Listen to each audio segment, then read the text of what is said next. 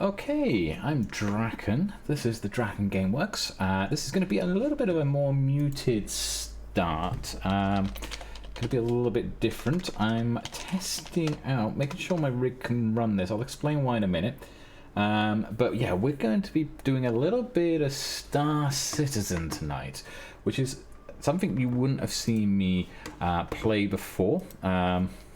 Quite enjoy Star Citizen. I've been playing it for a while, but the last time I tried streaming Star Citizen, which was going back a few years ago. Oh, hang on, sorry. I've just brought up another window in the background there, had me in echo. We'll try to avoid that. Last time I tried playing Star Citizen, which was a few years ago, it ended up being a bit of a problem, and yeah, it had a few issues and everything else like that. It was a bit too much for the PC that I had at the time. So I've had a new PC since then. Oh, actually, we could bring up, sorry, bear with me a second. It's a little awkward in some of the stuff here. Maybe I'm just going to check the settings, try and see if I can get it so everything runs smoothly. Hopefully everything works nicely. We've got a new PC. Well, I'm saying new PC, it's about 6 months old now, but it's far better than the old potato that I had. And capable of running Star Citizen. So it sits quite nice and smooth now. Everything's running quite nice and smooth on this system, so I'm going to see if it will actually stream it as well. We have a hardwired connection. We've got a 300 connection service with 550 up, so that should be perfectly fine. And the Star Citizen should run quite nice as well here in the background. So tonight I'm just going to have a bit of a chill out stream. It's not going to be like going really manic or anything else like that. I'm just basically making sure this works and just going through any sort of technical issues that I might have with streaming it. This is why it's an extra stream. It's not scheduled. It wasn't any big announcement on it. I just wanted to basically dive here into this. One of the things I noticed that I'm losing the music every time I alt tab out of Star Citizen. It's probably to do with the full screen mode. It's a bit of a strange full screen mode because I have this on dual screen, but if I go into the actual thing itself and move out of the screen, I can't move off the screen, so I might have to have a play around with that one. But yeah, let's go and log in to Star Citizen itself, into the Stanton system. But for those who don't know what Star Citizen is, it's a game, as I said, I've always enjoyed these sort of space sim games and everything else. It's a game that's heavily under development. It's been under development for quite a while, and probably will be quite a while it's still in development. It's in playable alpha stage, and it's a very ambitious game. In like the scale and the scope of what they want to do is very, very ambitious. But at the same time, it is also a really good game. I really enjoy it. I really enjoy playing around and experimenting with it, but it's not something that's quite there yet for all its game hooks. So it's a bit of a it's in an alpha stage. They're still building a lot of the mechanics. They're still building a lot of the components, and there's been some controversy over the time it's taken and feature creep and everything else that's come into it. But at the same time, you can also see that it's a game that's very much a game of love and passion, the people who've developed it, and it's like that ultimate, if you could build an ultimate space sim, how would you build it? And that's basically what they're trying to do here. So it comes across, I quite like it. I love the detail that's in the game. And obviously there are similar games out there that exist already. You've got things like Elite Dangerous. We have, what's the other one? EVE Online as well. And these sort of games that have always existed as well. It's quite funny because Chris Roberts, who's behind Star Citizen, it was behind a game previously known as Freelancer. Freelancer came out in roughly the same era as the previous Elites and all that sort of stuff. So yeah, it was that kind of stuff. Hey Cookie, how you doing? How you doing, Cookie Crafter? Not a Minecraft stream tonight. I'm doing something a little bit different. Normally I don't stream on a Friday, but I thought I would test out a bit of Star Citizen while it takes a moment to load. It does take a long time to load, and this is running off an SSD as well, but you're playing Overwatch rank, so you can't retalk. Okay, that's fine. You're lurking. That's not a problem. Thank you for the lurk. I appreciate it. I appreciate people lurking as well. That's very, very awesome. In the meantime, I will play in the background here some Star Citizen, which has all sorts of mechanics here. As I said, it's going to be a very chill stream. I don't know how it's going to work. I've never really streamed Star Citizen before. If any of the volumes are out, just people let me know. If you can't hear me, or if the game sounds are too loud in some parts, just let us know. But we're going to go and wander around here and basically take a good look around Star Citizen's universe. And actually we come to New Babbage and it's daytime. And you can actually see the city out here in Microtech, which is absolutely gorgeous out there. Right, okay, we need to find our elevator, which is over here somewhere. The nice thing about this is, this isn't a backdrop. This actually is there in game. If someone came with their spaceship right now and flew past that window with their spaceship, I would see it. It's that nice thing. Okay, let's turn off the chat, in the in-game chat, because we don't know what's going to come up. And I got to remember the key functions. It's been a little while since I played it, and it's just had a big update as well, so it's just playing on that one. So we're going to need the lift to take us down. I didn't notice that before. We've got medical kits there. I wonder if they're going to activate those at some point, because there is sort of first aid gameplay coming in, and fire mechanics as well. We need to go down to the lobby. I like the fact that you've also got access to all the floors on here. It's brilliant. It's just so full of detail, this game, and it's why I love this game. And I'll just sit here and just chill out on this game for like hours on end if I wanted to sometimes. And I just fancy doing something that wasn't Minecraft or Satisfactory today. Oh, these guys aren't on the seats at least. Well, yeah, have you guys told never to put your shoes on the seat? There was a bug for ages, and I think it still crops up every now and then where you see people standing on the seats, but they're not standing on them, but they are sort of kind of half on it. They've still got their shoes on there. It's a bit naughty, but still. But yeah, this is such a beautiful sort of thing coming around into here. So let's... I just love the look of this entire thing. Let's go down to the metro. What was I don't need food at the moment. I fancy doing some box delivery missions or something like that, and we'll go and do that. See, that'll be a good test to see how it works on the stream. Make sure it all comes through. Let's go over to the Starport. Grab a train over to the Starport itself, and we'll go get some of our ships. So I've got a few ships we can actually go and play around with. Capsule now approaching station. Stand clear of disembarking passengers. There's the underground. And I like the fact that you got all of this. It's just like full working tram systems and everything else like that going through the cities. It's only the 1-star system in the game, but there's so much to do in 1-star system you don't really need any more. There is going to be, eventually, they're aiming for 100-odd star systems, which, considering how long it's taken to develop Stanton, just the Stanton system over the years, people have been questioning how you're going to make 100 when it's taken you 5-6 years. But really what they've been doing with the 1-star system is getting all the mechanics in place. So, you know, and all the background game building engine and everything else. So building the other star systems should be quicker, a lot quicker than it's taken them for Stanton. But you know, Stanton is basically their showcase to make sure that all the technology works. But this is great. I love this. I love the sort of visibility we have inside the capsule here. And again, I mean, this isn't just a loading. This isn't a loading screen that we're seeing here. This is all persistent. This is all just streaming straight through. This is all together in one persistent universe. So right ahead of us, that building is the Starport, and there are little hangar doors up there, and if someone was leaving in their ship right now, you would see the ship leaving, and they could fly over to the tram and they would see us coming through on the tram right beneath. It's pretty cool.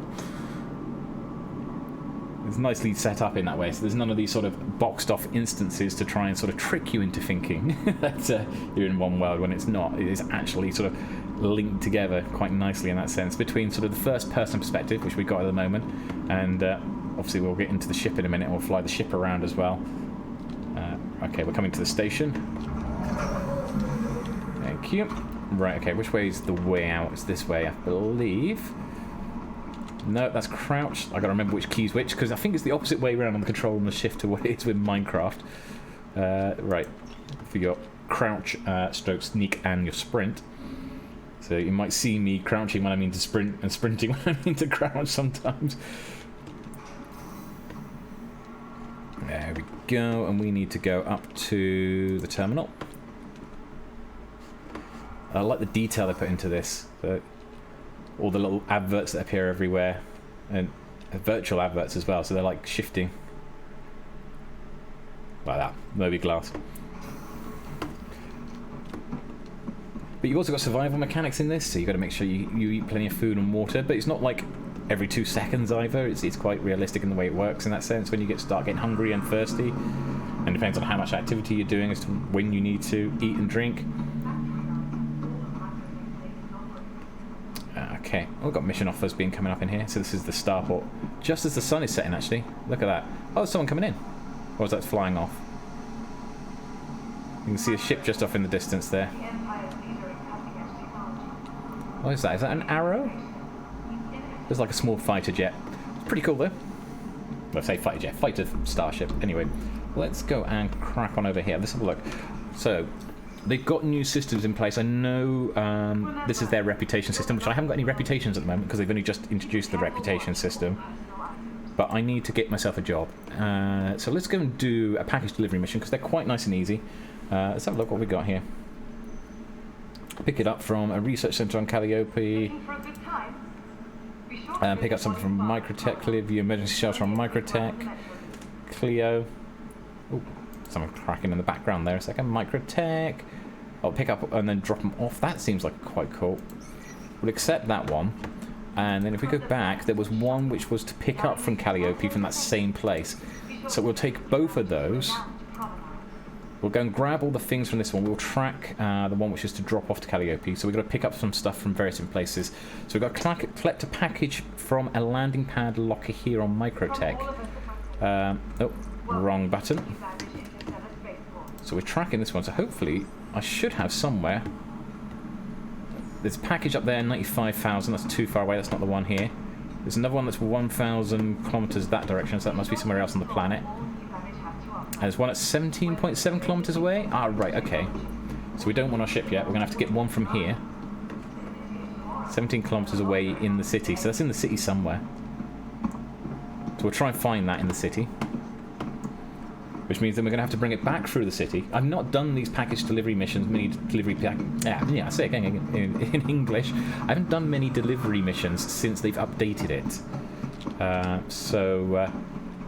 You know, they did this update where you get multiple packages in one go and stuff like that, which was kind of what I was doing anyway before, but I was just doing it all on individual contracts and everything else, and I quite like doing it that way. This way, I'm not so sure about. I've tried it. I think I tried it once, and it was like, it was okay. Where the mission turns around and says you've got to pick up from 3 separate locations and bring them over, or pick up 3 separate packages.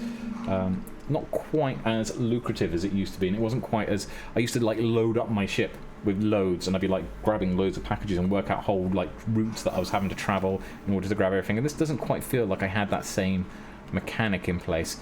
And don't know which one it is, whether it's going to be an Aspire Grand or the Commons. Let's can I make the train? Thank you. Darting on board, like it's a bit like the London Underground. Darting in there at the last minute. So we'll watch the distance to the package.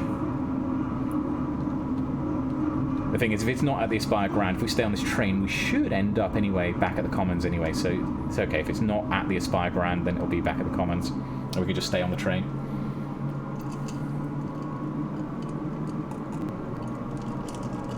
It might be at the Commons, actually. The Aspire Grand, I think, is where all the residential places are.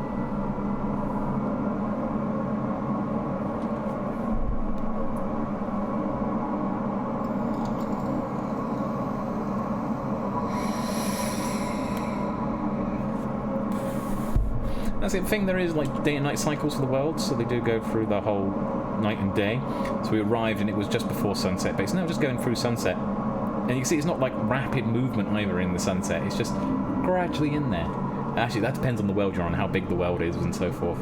There's like moons and planets and everything else in here. We're just on the one world at the moment. Where's... package? No, that's the wrong one. About a kilometre away, it says. I think that's still too far away. I think it didn't open the doors either. Those doors aren't open. We're going to stay on board. We'll see what happens. I mean, the doors haven't opened anyway. I think the train's got itself jammed a little bit, but I don't think it's here. I think we've got to move up to the next level. We're going to go upstairs, so this will carry on up to the Commons, so hopefully that's where we're heading. We'll find out in a minute.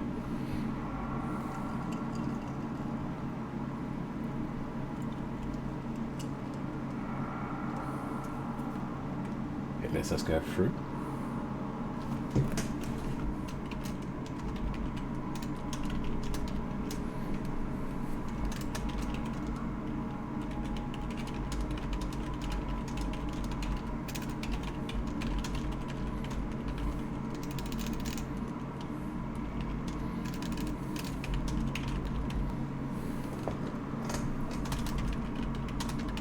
Okay, maybe the train's not going at all.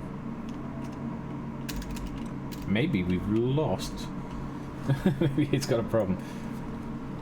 Been here for a while now. What happens if I step out? No, I can't. I'm locked in the train. I think we might be about to lose the server.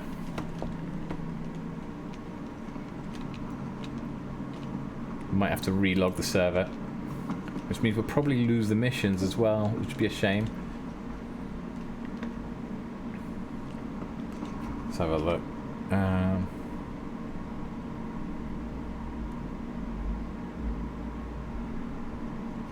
Right, okay, yeah, it seems like other people are saying in the chat there seems to be a 30k going on, which is like a server crash. So, what we'll do is we'll exit to menu.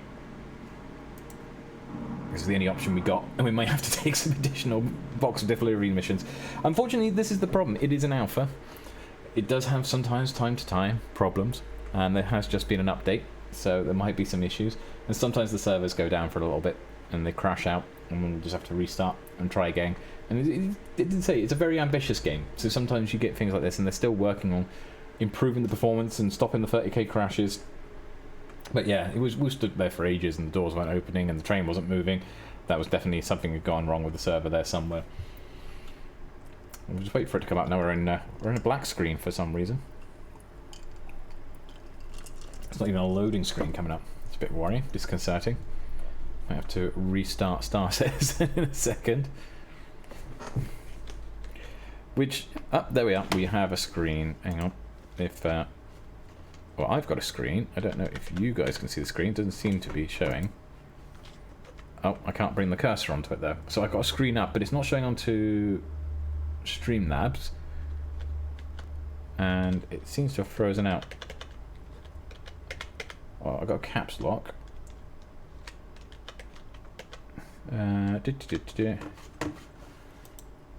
Okay, I can't even get my mouse. Ah, there's my mouse. And yeah, Star Citizen's just crashed. Exiting. So we're gonna send a quick crash report. Exiting when leaving.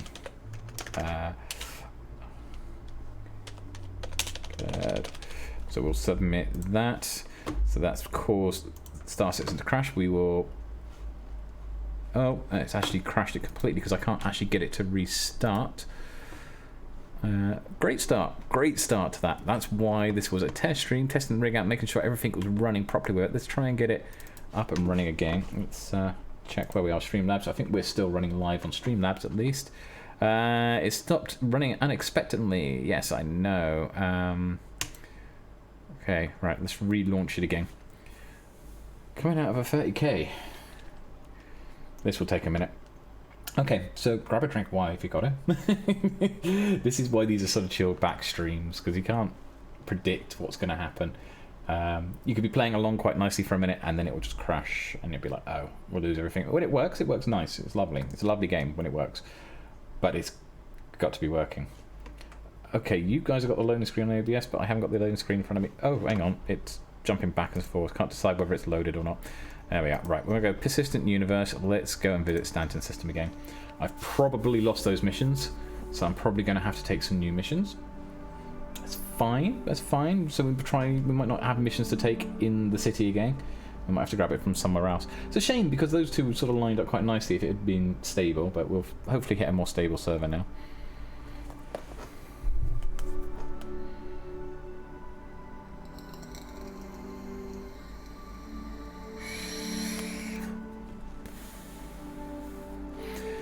The thing I like is there's so much lore that they've been writing for this as well. There's been a lot of lore, I should say again in English.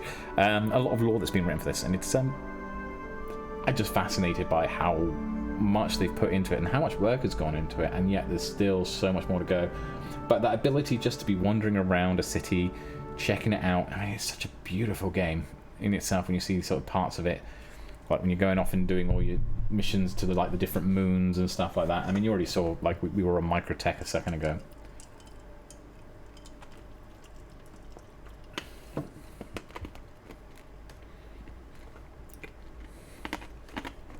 Sorry, it's me crunching ice.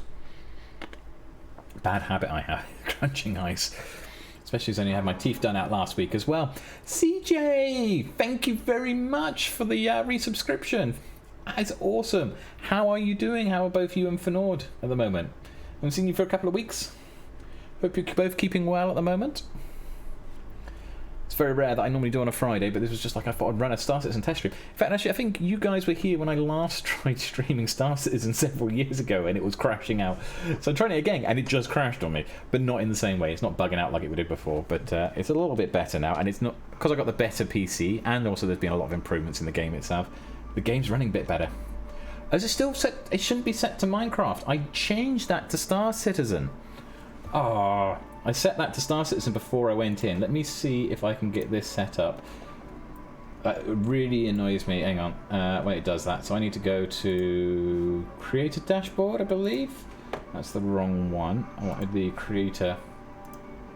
So bear with me a second, because we can't have that. Because you can't be told off for streaming under the wrong category. Has it upgraded the... Oh, it's upgraded the title. It just hasn't upgraded the category. I can't see where I can change the category. I can't see where I can change the category in the stream manager. Edit stream info. Maybe that's it? Yes, that's it. Right, okay, so we need to change that to Star Citizen. Okay, let me know. It should update within the next day or two, I'd imagine. Day or two, next couple of minutes. Day or two, that'll take a long time for updating the category there. Okay, let's take that off. Right, okay. Let's open the door, if I can remember all the controls again. I've nearly forgotten it.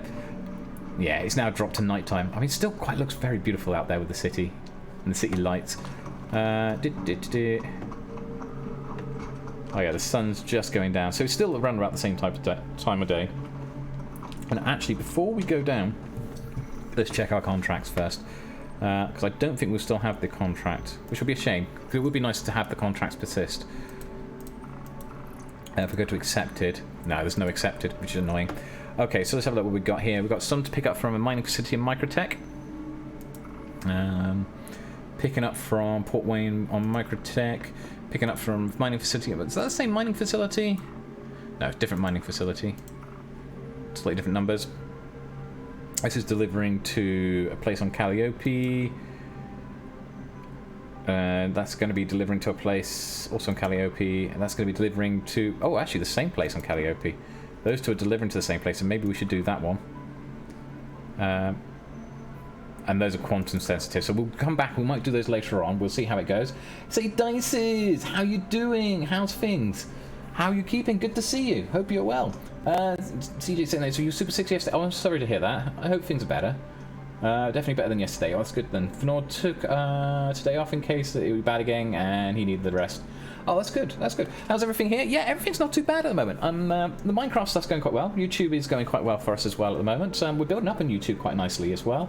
Yeah, I don't normally... I've been streaming on a Tuesday and a Thursday mostly. But I thought today I'd fancy testing out the rig, because we've got the new PC that we've had for a couple of months now. We're seeing how it runs with... I know it runs Star Citizen well, but how it does with streaming Star Citizen.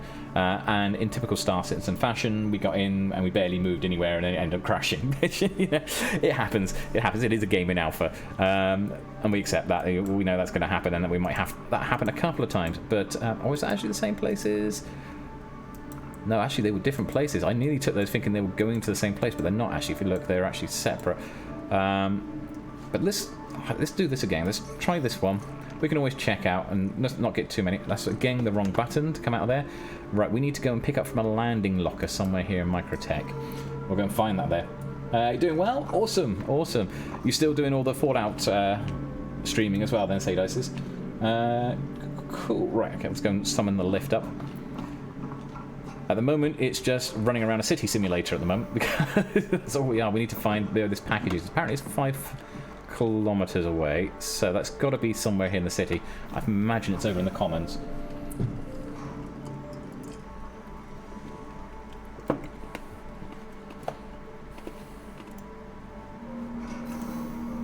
Oh, and we are down on the ground. Let's go and run out here.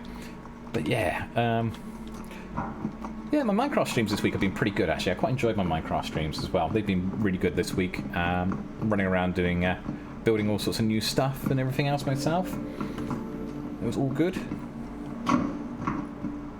But last time I tried streaming this game, As I said, a couple of years ago, it was like I was falling through the floor, it was crashing, which is a shame because the game is actually a really nice game when it gets going, when you can play it.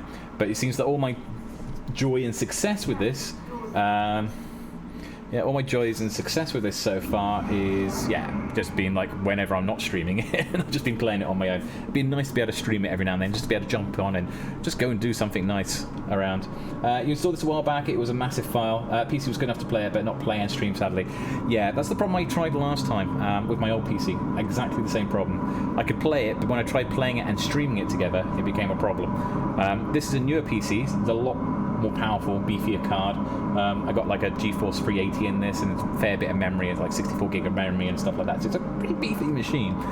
So I figured this one should be able to handle. I hope it can handle it. So that's what this is tonight. It's a test stream to see if the rig will handle running this and streaming it at the same time, because it is quite an intensive game and it is an alpha.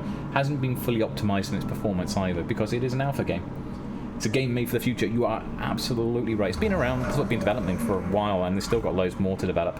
But you can see all the potential that's in there. It's still missing a lot of gameplay loops, but and obviously it's only got the 1-star system still, and they're still building the mechanics for it. But like every time you see another quarter come up, and there's like so many more mechanics they've added to it. I'm looking forward to when they add salvage, and they put the salvage mechanics in. That's going to be great. The mining mechanics they've been working on quite well.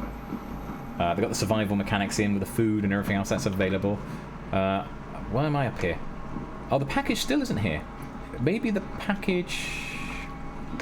We're actually further away rather than closer, so maybe the package is over in the Starport. Just trying to work out where the package is in relation to us. That's definitely got to be the one that's on the planet. I'm not going mad. It is here in New Babbage, isn't it? Or is it somewhere else on Microtech? Contracts manager. Let's have a look. Accepted. So our contracts manager says we should be from the landing pad locker on Microtech. From a landing pad locker on Oh, does that mean I got to go outside and grab it? Ah, is this like one of these rooftop missions? Because they've added some new missions in where you grab them from the top of the rooftops. In which case we're going to need a starship. Better go and get a starship then, because we'll need to land on a roof of a building somewhere. Can't be getting too big a ship either. We'll use our Origin one. Anything else what the game's about? Yeah, sure. It's a space simulator. So it's a first-person game where you sort of experience it from the first person. We can go into like third person. So there's my character at the moment. I'm trying to remember the sort of the camera keys. He's got like a black visor on there, but you can have clear visors and everything else to see your character. You can also take the helmet off, change the suits around and everything else. But it's a good idea normally, unless you're trying to eat, to keep your helmet on. Though you do need to take your helmet off to be able to do things like eat and drink and stuff like that, because it has survival mechanics. Sorry, capsule's coming in. There we go. Just like the London Underground. Well, there's another player there. Obviously on the way to the Starport as well. Oh no, he's not. He's off into the comments. Okay. See you later, mate. Yeah, so the aim of the game is basically, it's sort of similar to No Man's Sky. Well, yeah, ish, but it's much more of a sort of space sim. It's all about the flying the ships and everything else in sort of this realistic detail. So the survival elements to it, though not in the same way as it is with No Man's Sky. It's a lot of trading. There's a lot of you can become like bounty hunters. You can become pirates. There's like a whole prison system as well. Like if you attack someone just unprovoked and you get spotted doing it, then you get a crime stat, and if a bounty hunter then kills you, when you next wake up, when you respawn in prison, and you have to either spend time in prison or find a way to bust out of prison. So it's got like a whole prison mechanics as well in it. It's quite extensive. It's not just like a little justice system. Oh, I've been caught, I got to pay some money. It's like you've been caught and now you're off to prison, mate, and you got a whole new game loop because you got to get out of prison. But there's like mining available in it. There's all sorts of stuff. It's like a much more intense, much more RPG based. But yeah, it's quite a heavy beast on computers though. That's the only thing we're warned at the moment, because as I say, it's an alpha. This is an alpha game. It's been an alpha for about 5-6 years. It will probably be several more years before we'll get it to a full state, but every quarter it gets that a little bit closer, and every time it's just like that little bit nicer each time. So it's getting there. It's a game certainly to keep an eye on, even if you're not ready to play it yet. I would say it depends on how much you are prepared to play alphas and how much you want to play completed games, whether you want a completed game. Yeah, it's still alpha. Still very much alpha at the moment. It's not even in beta stage.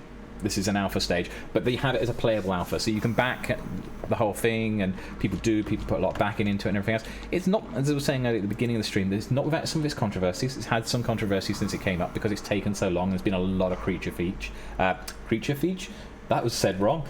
Feature creep. Feature creep. Whatever I said there. Creature feep. That's a new one on me. No, feature creep has been occurring a lot in this game. And, you know, but everything they've been adding has been awesome stuff anyway, still nonetheless. It takes its time because it's incredibly ambitious. It's very, very ambitious. It takes like No Man's Sky and other games like Elite and all that sort of stuff, Elite Dangerous and EVE Online and everything else, and goes to a very different level and does it in a very different way, which is very cool. Very, very cool. It's all like very much hands-on. It's like, now I want my ship. I need to summon up my ship from a terminal. I'm going to have to ask for my ship to turn up. I'm going to go and get my Origin out, because I love my Origin 315. One of my favourite ships. Really nice looking ship as well. Got to wait for it to get it, and it will tell us where it's going to. So it's going to Hangar 4, so we'll step away from that and go and grab a lift to Hangar 4. Thankfully, these lifts are like Star Trek turbo lifts. They go sideways as well as up and down, so that's good. Very persistent devs and players, that's awesome. Yeah, I mean, the people who build this game as well obviously clearly love this game. Which hangar were we on? 4, wasn't it, I believe? Let's go to Hangar 4. And we could go and visit the other hangars. The nice thing about this is that this is an all-connected world, so if I looked out the window and someone was flying their ship past at the time, I would see that ship flying past. It's all sort of connected in. There's my ship. This is one of my ships. This is my favourite ships that I own. Though his paint job's changed. What's happened to his paint job? That's like going back to its original paint job. What happened to it? What happened to my, like, nice black paint? Have I got to reapply it? Because that was... it used to have a really nice... it's locked now because obviously I've got it summoned up. I'll have to put it away, but it's only got the one. I'm gonna have to find out what's going on with that. That's probably a bug. We'll submit that in then. But I did have... This was a nice pure black ship at once upon a time. It was like this whole carbon coloration stuff. The way they've monetized the ships was a bit of a turn-off for you. It definitely has a pay-to-win feel. Yes and no, because you can still get the ships in-game. So it's just more of a case of more of a support sort of thing. But yeah, some of the ships like are really expensive and stuff like that. Now that it's got the persistent universe, now that there is server persistence, it's a little bit more beneficial to save up money and get the ships. Though obviously there will be a wipe when it goes to the actual final full version. So anything you gain during the testing phases, you still lose eventually, and they can still wipe every now and then. But yeah, the ships are very, very cool. Right, I need to turn this on. Shortcut R. There we go. Power cut. Power all on. Thank you. Right, okay, so the package is about 17 kilometers away. We're going to have to find that one. We're going to need permission to leave. So let's get to my comm link. Let's go to... Apparently it's my friend is the spaceport. Thank you. Doors opening. I gotta remember all the keys now. B is quantum. I think N was our landing gear.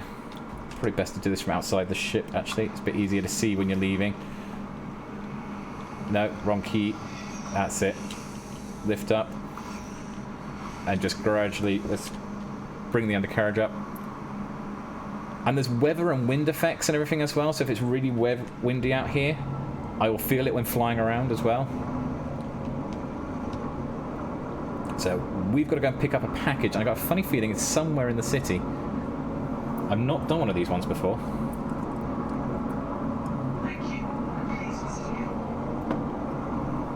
What sort of speed are we doing at the moment? We're only doing about 200. We don't go too fast because we are flying through the city.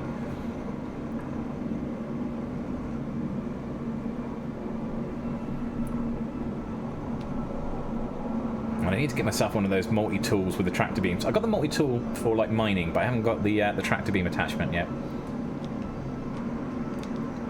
Apparently I was entering near a restricted space, so I've got to be careful because when you start flying into cities, you end up sort of going through restricted spaces as well, and you've got to be like not too close to some of the buildings, while still also trying to get to your building, if that makes sense.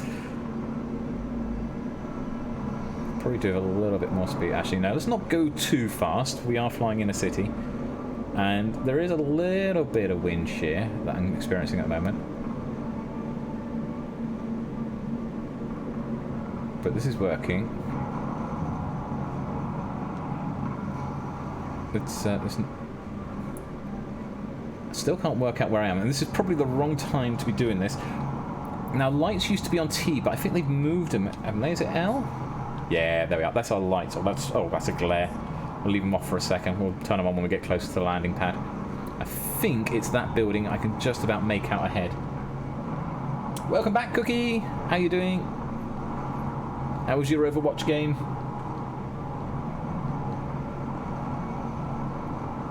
Okay, cool. I think... Let's turn the lights on now. We can probably see. Ah, there's the landing pad. Okay. No, that's the wrong key. We don't want to land on our side. Let's bring her in slowly. Yeah, I know there's a collision alert because we're right in front. Let's...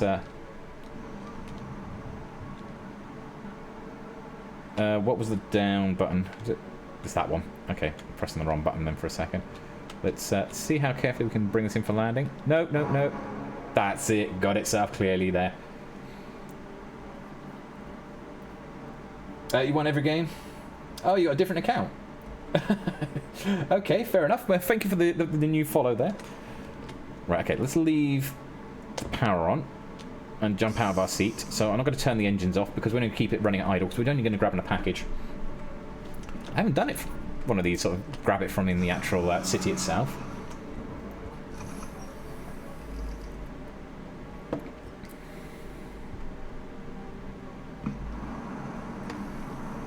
Well, there's a view. Oh, we'll only survive outside for 28 minutes, though. It's that cold. It's quite a cold temperature. The city looks beautiful out there, though. I love all the snow piled up here as well. You can just about make it out in this weather. I don't want to go too close there. I imagine I would drop through there, so I'm not going to do that. It's not very practical design for the buildings here. You know, let's go and jump inside. I imagine it's in here. Ah, it's up in here. All right, cool.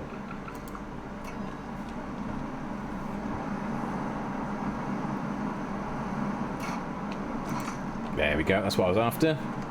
Oh, it's metals as well, so this is going to... Is it going to slow me down a bit?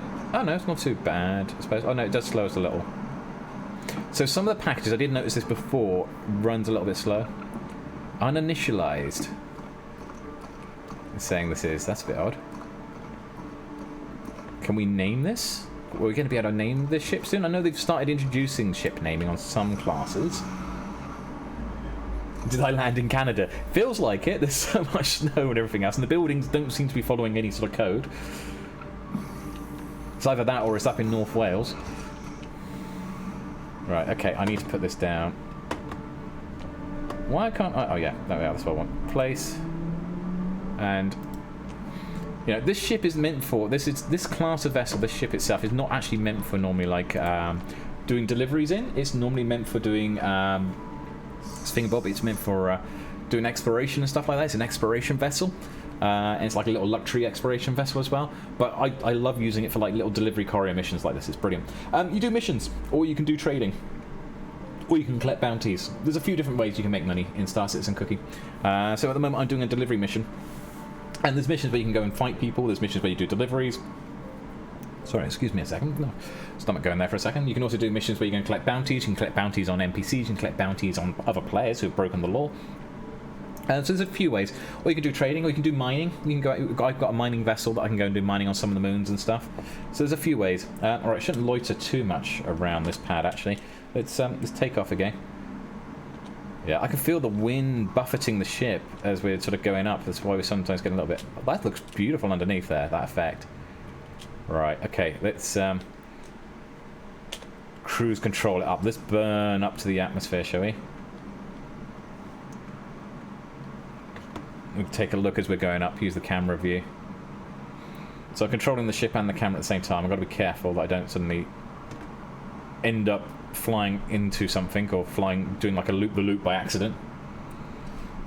Yeah, so keep warning people, it is an alpha, so just be aware of that. It is in playable alpha stage. It doesn't mean it's not complete yet. It's still got a lot to go, but it is getting better and better every time I play it. But it is also very demanding on your system. Right, what's our altitude? Oh, we're still a way off. Let's keep this straight up here a second.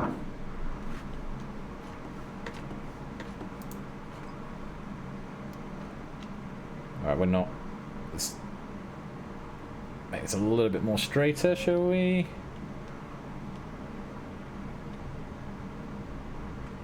Just angle it a bit like that. We need to keep going upwards.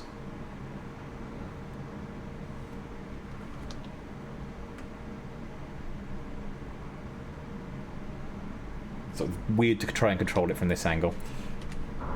There we are, keeping it up straight now. There we are, we are... Right, okay, that should put us in a nice place. We've got to pick up 2 more packages. One's over there. That's the space station, I believe, that we've got to go and grab it from. The other one, I believe, is probably one of the moons. That's the drop-off point. Oh, I think there's a pick-up point that way as well. Right, let's go and get the one from the space station. Oh, actually, yeah. Let's spool up.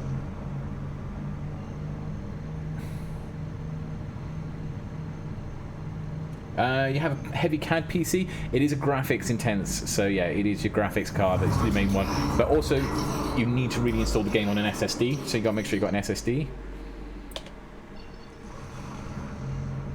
What do you mean it's too close to Port Tressler? Still 24 kilometers away.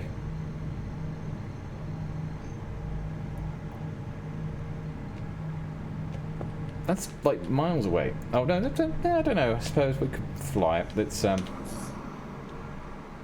quite a distance.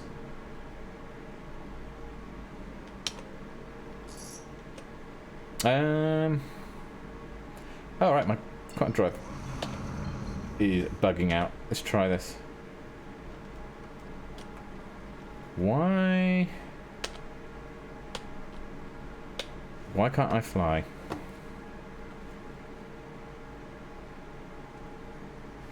Maybe we should try turning the engine off and on again.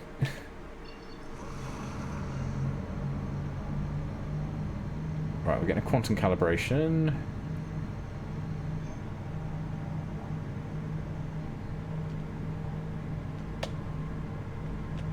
Okay, turn it off. Why can't I put cruise control on? I can't even put cruise control on. Oh, now we can. Okay. That was odd. I was having a bit of a weird one there, and then I think that was me actually...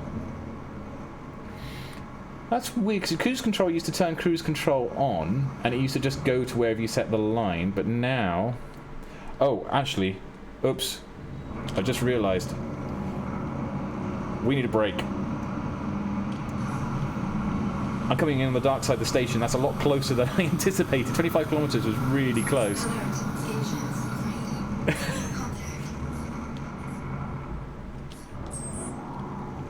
Okay, that was close. I nearly crashed into the side of the station. I didn't realise how close we were. We're coming in on the... This is in the dark side of the planet. I can't see the station.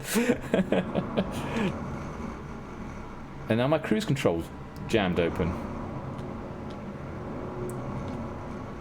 And that's doing the opposite problem. Oh. I know what the problem was. I was in disconnected flight mode.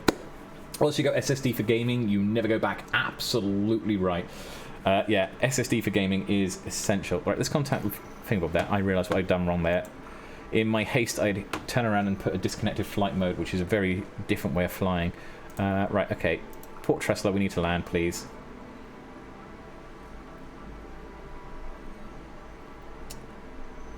Like an answer. Ah, thank you. Would love to. Okay, whereabouts is the landing bay? That side of the station? Might be an idea to put lights on. Or are my lights on and I just too far away? Would be an effect. It's very difficult to see where we are in relation to the station because we're not in direct sunlight. So all we got is basically the station's lights showing us the way around at the moment. Let's put the landing legs down. I think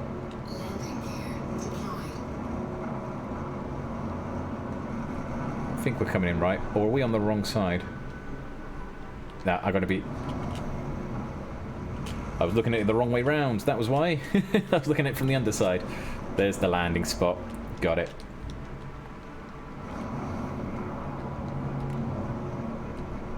And thankfully, if they got the blue boxes, it should be... There we are. Auto land.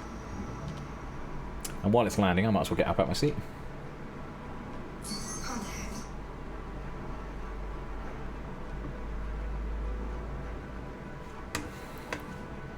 Landing complete. That was a bit of a rough landing. I'm not sure if I trust the autopilot in future for that one. You have M2 SSD with 50 gigabytes and 2 SSDs. Oh, nice. Yeah, definitely SSD is the way to sort of do any sort of intense program. I thought you had landed. You said you had landed.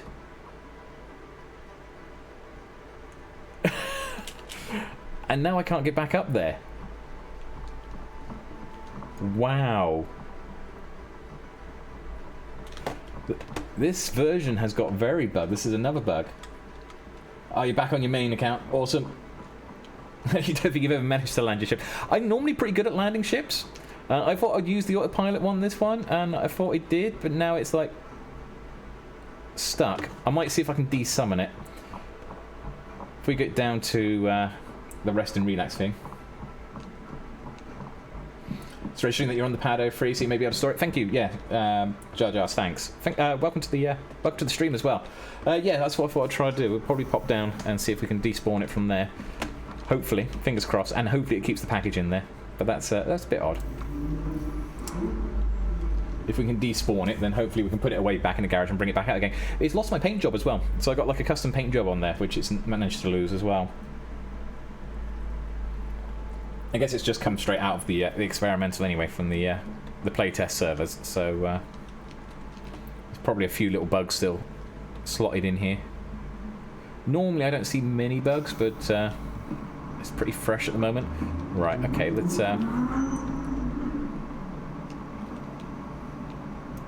Sure I got it. There we are. Right, okay. Yeah, it's got an option to store. I think you're right. Might solve the thing. See if it does it. Yeah, stored it away. So fingers crossed. Hopefully it'll be there. Right, okay, now I've got to find out where the package is from. I'm guessing it's from Kovalek's office. Maybe I should just check the actual contract manager, but... Oh, hang on. No. This is the wrong way. This is the wrong lifts. They're the lifts for those pads. I need to go for the other ones. And of course, they've changed the designs and the way these work, because these used to all be connected, but now they've got like lifts and stuff that connect through. Well, they do it at the rest stops anyway. I don't know if it's the same for here. I don't think I can just run down there anymore. Okay, yeah. I miss being able to actually just walk to the different parts of the station. Instead of needing a lift to get to all the different places, but I'm guessing we're in the... Oh, let's have a look. Oh, is it going to be the cargo centre or the Galleria? Let's try the Galleria. I'm guessing if it's only 150 metres away, it's not in the cargo centre.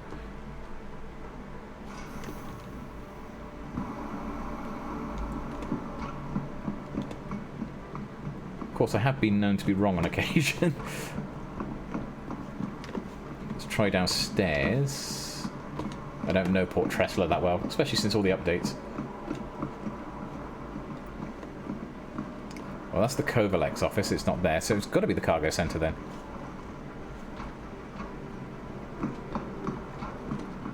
Yeah.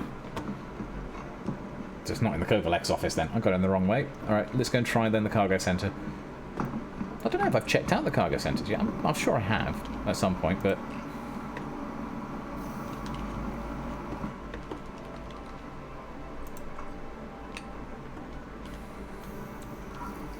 Dum.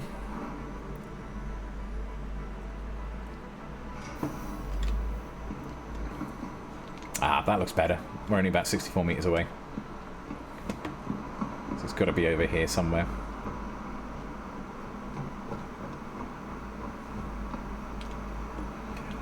Oh, are these the...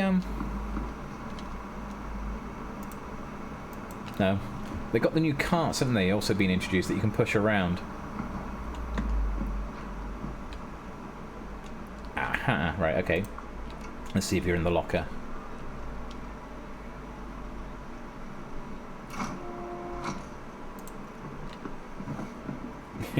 Yeah, features, CJ. Absolutely.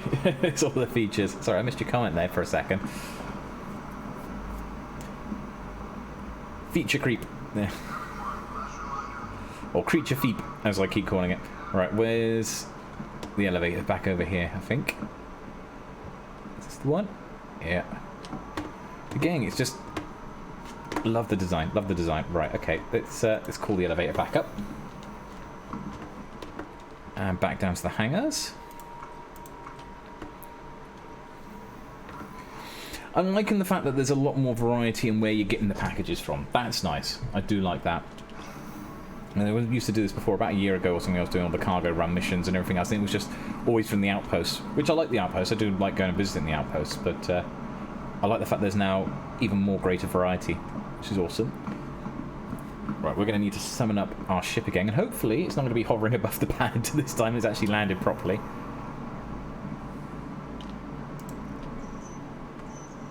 No, I want the screen. Thank you.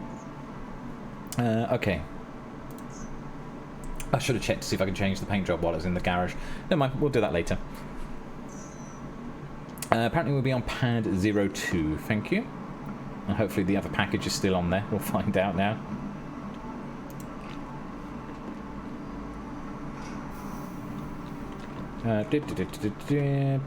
Pad 02, wasn't it? That one. Make sure we get the right one.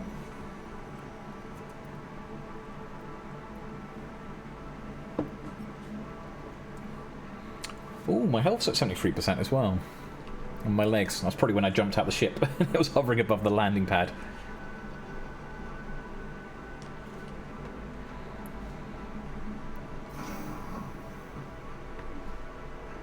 Yay, at least it's on the landing pad. But I don't see the other package. Maybe, hopefully it's still on board. We'll find out now. I'm guessing this is a heavy package as well.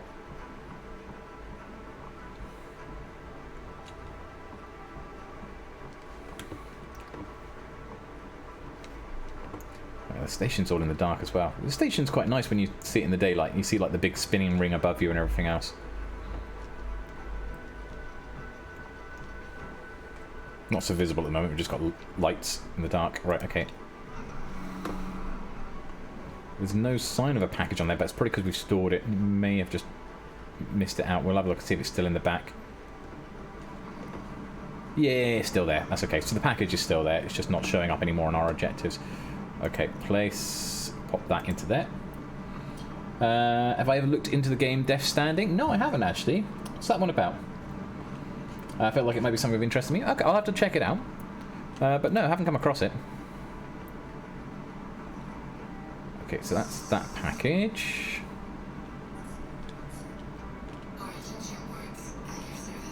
Good, good. Good. Let's put our undercarriage up and move forward. Right, let's get well away from the pad for a second. And then let's bring up our star map. I can't wait until they improve the star map. There are plans for it. Oh, is both my... Oh, actually, I think it might be on the planet's surface. Why can't I zoom in on Microtech? Like...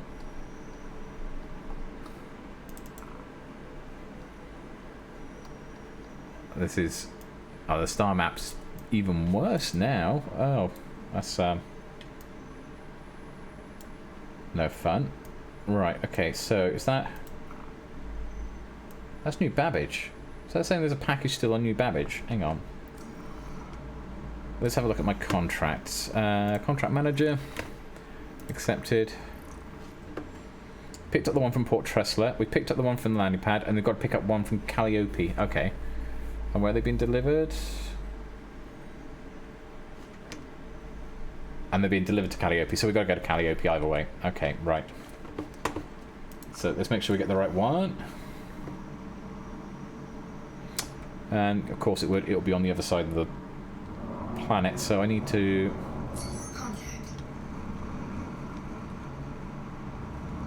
Hopefully there should be like an orbital marker or something I can connect to.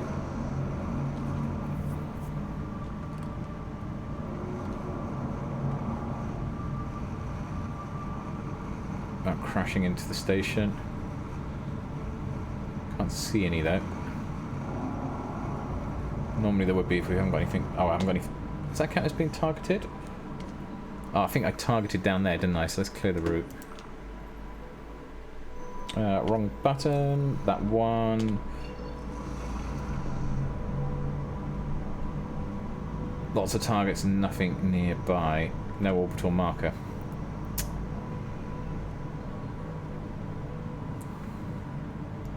Oh, hang on, what's that one? Is that an orbital?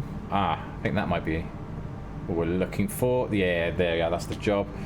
An orbital marker satellite.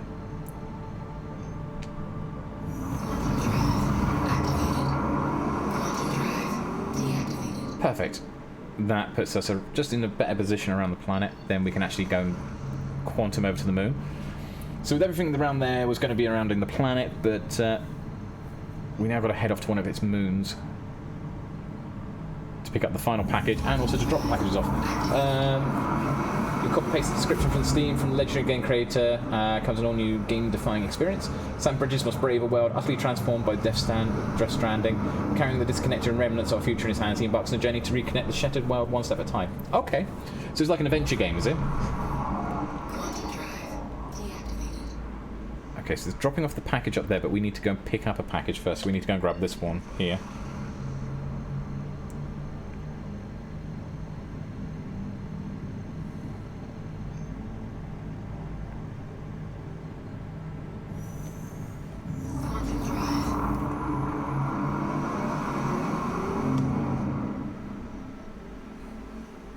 Actually have a look at what Quantum Drive looks like from the outside. As we go around the world.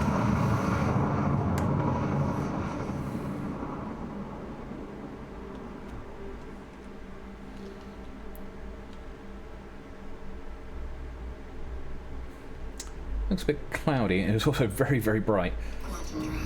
Might want to turn our lights off actually because they're not going to be needed on this side. They still haven't fixed the writing on white. That's one of the problems that exists in the game.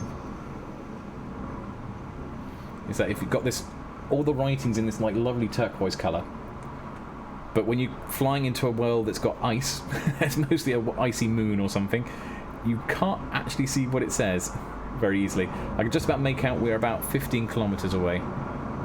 You can work out the white HUD because of like the black shadowing, but it's the turquoisey colour one. Sort of the HUD marking in the middle, your target.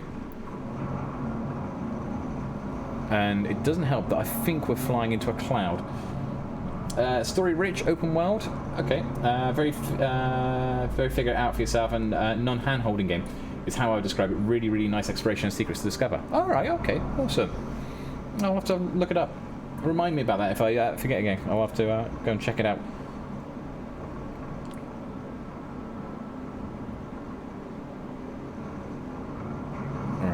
Well, we're under the cloud. Well, we're well in the clouds, I think.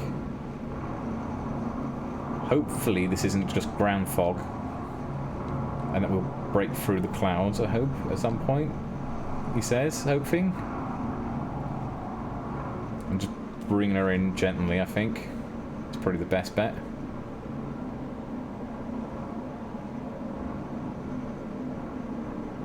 I'm starting to see ground coming through. If it's very low-hanging cloud, it can be very difficult to sort of work out where the ground is sometimes, other than by you've got an altimeter on the right there that tells you how high. Ah, there we are. We're starting to see the ground. Ah, this one's got a actual landing pads. Bring her down. Ah, it's quite. Sounds like it's quite the weather out here. Yeah, cloud all the way down. Pretty much. Well, it's pretty low level. Let's land on this landing pad.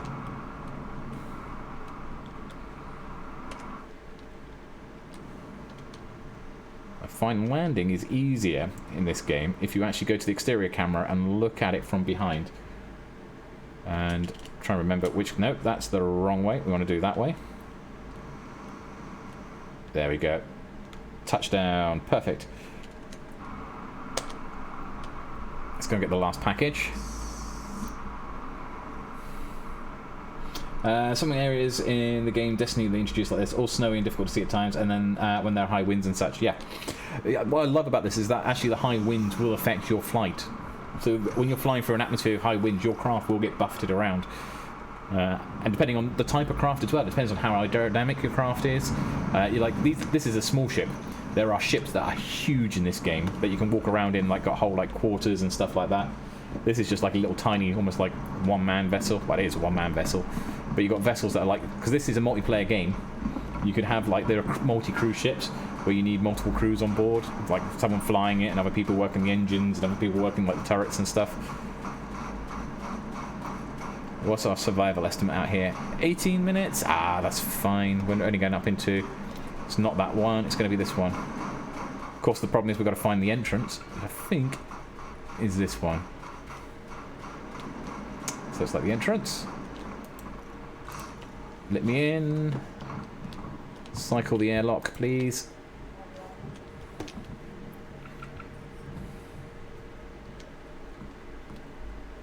How you doing, Fnord, as well? Welcome back to the channel. Hope you're keeping well. That opens up. And the package is on the shelf here. Ah, brilliant. More metals. Like, everything's been metals. Or something heavy. Like, now I'm going to have to carry this back through the wind. This heavy package.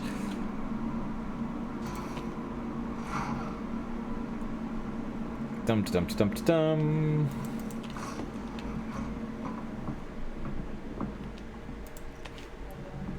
Cycle out. I like also the fact this area looks a lot like some of the Outer Worlds, to you at least. Yeah, it's kind of like that sort of colonialism sort of idea.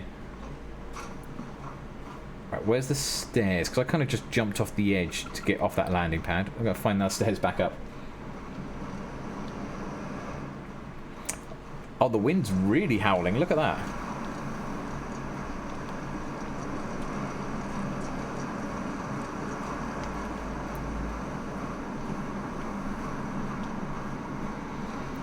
Yeah, the sooner we can get back to the ship, the better, I think, on this world.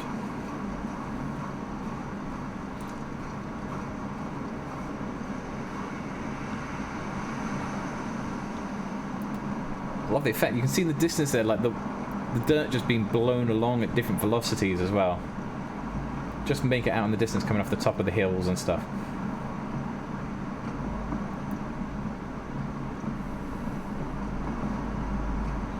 Yeah, not too bad, thanks, Fnord. Not too bad. It looks like a nice day for a picnic. Yeah, absolutely. Yeah, I think I'll just set up here. Okay, we got to go around to the other side of the planet now, I think. So, but again, this whole world is very much like everything. You can just fly anywhere and just land wherever you like, and it's persistent as well. The idea is once the persistence is in properly, like you could fly to a hill, put down your coffee cup, fly away, go to another system completely to a different world, then come back, and if you can find the exact spot you were at, you will find your coffee cup still there, like several days later. Okay, right, we need to get up above this. This is quite some wind. This might buffet us around a bit. Oh, look at that wind. Let's get up. Let's get up above it quickly.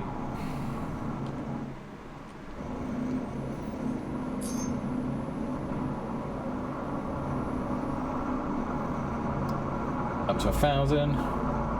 Virtual fly tipping. Yeah, I'm not chucking anything out at the moment. At least our hair will still be fine with the helmet on and everything. Yeah, at the moment. If we get up to about 3,000, we should be safe to quantum to our destination. I think, which is that one, is it? No. It's that one. Spool's done. Let's calibrate.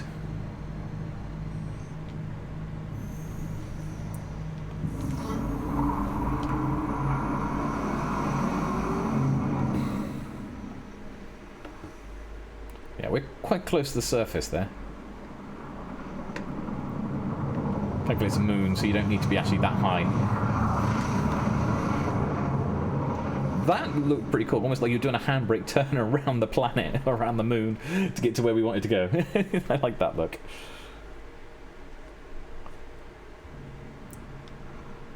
Okay. This looks very foggy as well, but this is even better. This is foggy at night. I'm not going to say this is probably the best way of doing things.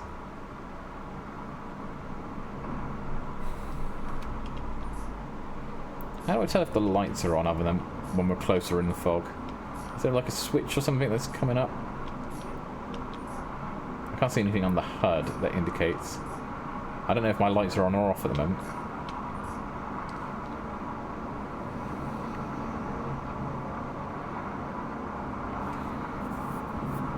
Of course, the problem with flying into fogs and on the night side is that, as you saw as we were taking off, there's a lot of mountains in this area. And you don't want to go flying into the side of a mountain.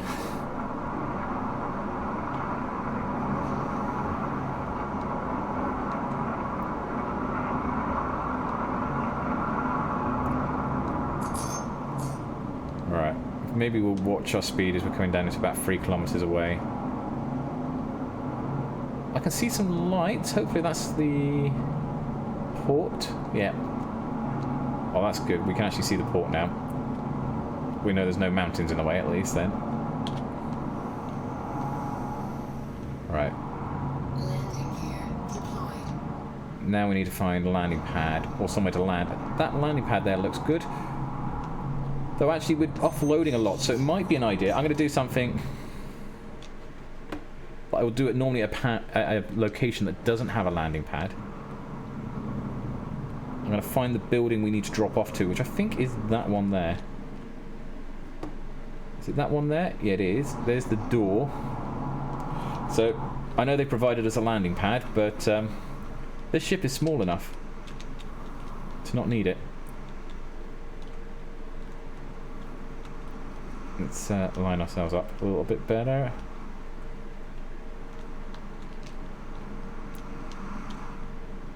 No, no, no, no. Turn that way. You can land. That was a bit of a bad landing, but I think we can count that as a landing. Yep, that landed. So instead of using a landing pad, we'll just park it straight outside the front door. It's cheating a little bit, but it's perfectly viable in the game. We can just go and park it straight in front of the steps. Why can't I carry that then? Ah, thank you. I'm just being a bit slow. Right. Exit the ship. You see, if we landed on the landing pad, I would have then had to run all the way from the landing pad to the ship and back every time I wanted to carry one of these boxes, and there's 3 boxes to go in. Parking here, the steps are just here. And I don't think there are any parking wardens around, so I think we're okay for a minute. I don't think anyone's going to give us a ticket for parking there, so we should be okay just to drop it off here. Right, where am I dropping it to, matey? Right, they're the ones to drop in. Oh, is it just the Covalex machine? Okay.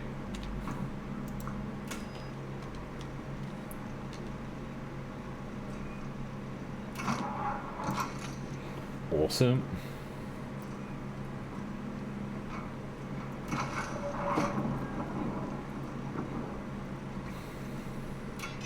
Completed. Cool, cool. Now we just got to go and get the other 2. This is where there's the wisdom in parking in the front door. Because I've got another 2 packages to go and grab and bring in. And this is where being multiplayer also helps out sometimes a little bit, because you could have multiple people doing this.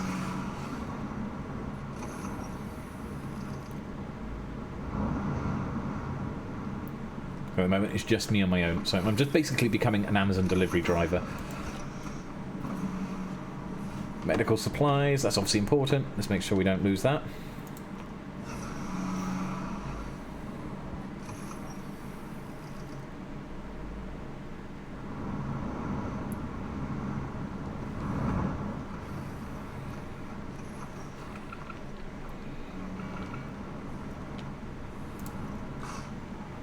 You know you can get a hand truck pretty cheap at a hardware store. You know what? Actually, they've just introduced in this patch hand trucks.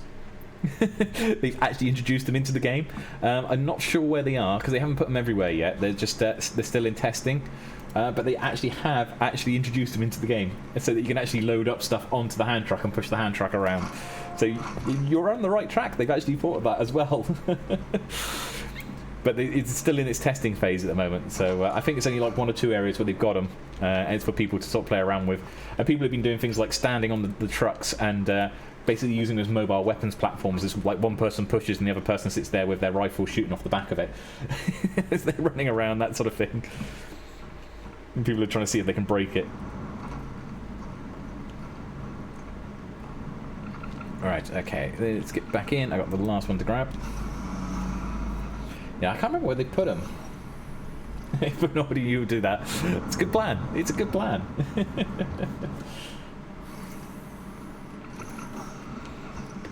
Okay. And there's the last one. In fact, this ship is missing all my mod cons. Like, I had, like, all sorts of stuff in here.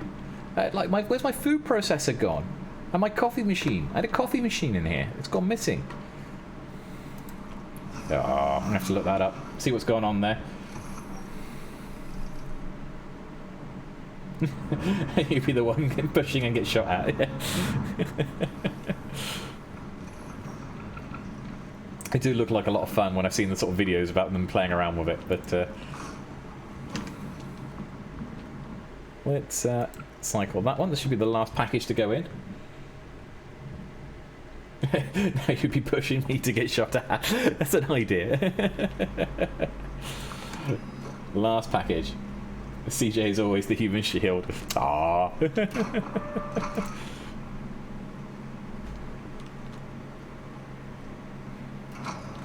That should be mission done.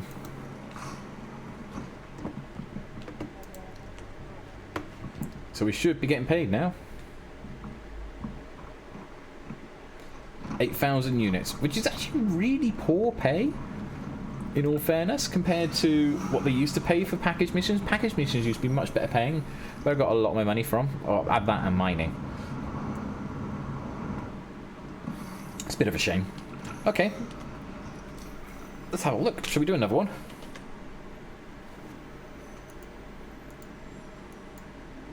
I think another one's in order. Oh, sorry, excuse me. Let's have a look. Contract. What have we got? So pick them all up from one place. Oh, Microtech. Well, we're on Calliope, so let's have a look see if there's anything to pick up on Calliope, because that makes more sense. Yeah, and then delivering them to Microtech and New Babbage, which will also be on Microtech. So that'll all be on planet side. That's one option. What was it? Let's pick up from Microtech. That's from all over. There's 2 from Calliope and then 1 from there, and then we're delivering it to Clio. Which, yeah, we'll get to see another place as well. Landing pad locker. 2 places in Calliope. Oh, and we lost the contract. It went. That's a shame. I think. Oh no, it didn't. It just moved. Right. Okay. So let's get this one then. 2 from here on Calliope. 1 over in New Babbage, and then we'll go to Clio by the looks of it. So let's accept that one. Cool. Right. Okay. Wrong button. That button. Let's close that off. Well, there's a stroke of luck, isn't it? Because the first package is here. It's actually where we've landed, but it's not in this building. It's in a different building.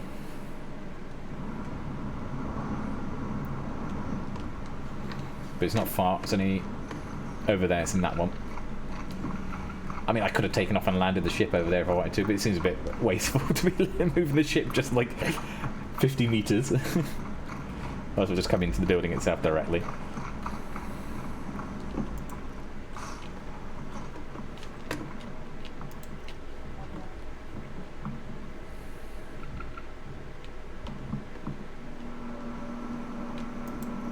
Open that one up, and I think it's going to be on the shelf. This better not be the same medical supplies I just dropped off a minute ago. They haven't just moved it over here and then said, yeah, can you move it again?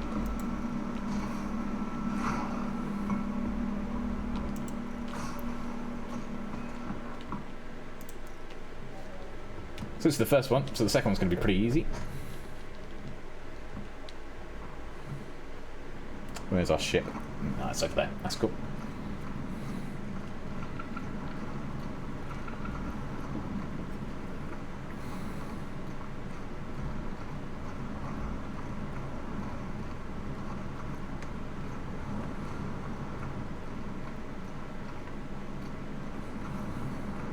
I do like Origin ships. They are so sleek and nice in design, these ones. Well, I think this one is definitely my favourite out of a lot of them. And they've got some really big ones that are like luxury yachts and stuff like that. You know, like proper Playboy vessels and spaceships and everything else like that. But this one's just like... I do love the 315, or the 300 series, should I say. So the 300, the 315, 325. That class of ship. They do look nice. But I'm kind of a bit gutted that my all my perks that I put on it have gone missing. It's a bit odd. I'm going to have to look that up. I imagine it's a bug or something like that, because it is something that should be actually hard set to it. Right, okay, we need to... No, take off, actually. Probably the best bet. Cute. Go past the lights. Let's up through the clouds.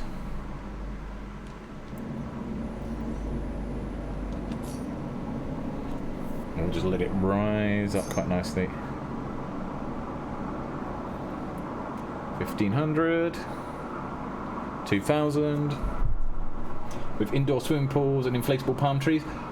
Indoor swimming pools? Yes. Don't think they've got the inflatable palm trees. But it does have indoor swimming pools. It is a proper... It is designed like a millionaire's yacht, essentially. So you know, like a proper luxury yacht. It's designed to be basically a spacecraft equivalent. It's got the 890 jump, the Origin 890 jump. And there's a couple of smaller ones as well, but the 890 jump is the big one. And yeah, if you can sort of look up videos on it and everything else like that, it's a nice craft.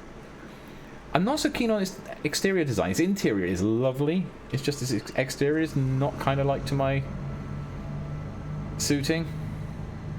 But it's kind of inspired by that sort of, yeah, that idea of the millionaire's luxury yacht.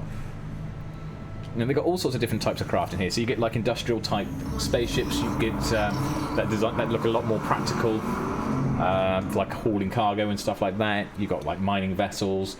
You got salvage vessels. You got luxury yachts. You got military vessels. You got all sorts crop up, including big capital ships and stuff like that that are planning on coming along. Is this the one we just visited a minute ago? Have we gone just straight back to the other facility? Hard to tell. Right, so my hydrogen fuel's at 75% as well, so we might want to consider topping that up as well if this has got a landing pad. Not a big worry if it doesn't. 75% is still plenty. So yeah, we've got to worry about fuel consumption as well in this game.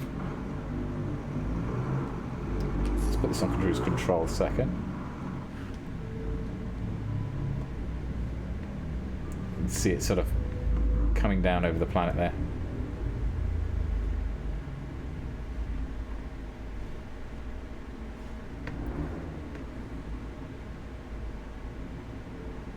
It just does have that just sort of serene feel as you get sort of flying along, that you are just flying over some distant world.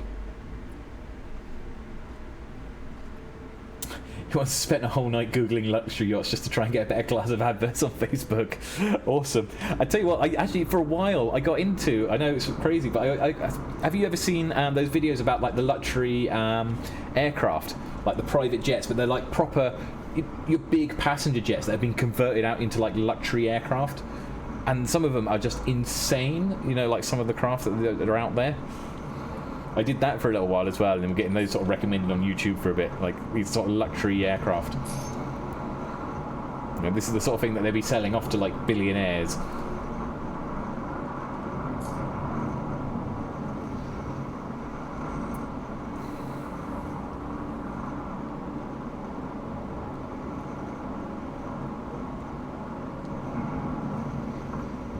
Three kilometers. Yeah, not so windy this one. Though actually saying that, I'm getting a little bit of wind shear as we're getting closer to the ground. Might have some ground wind.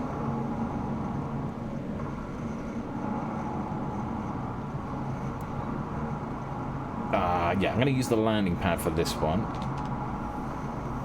Don't know if this is the same place. It doesn't look like it, I think.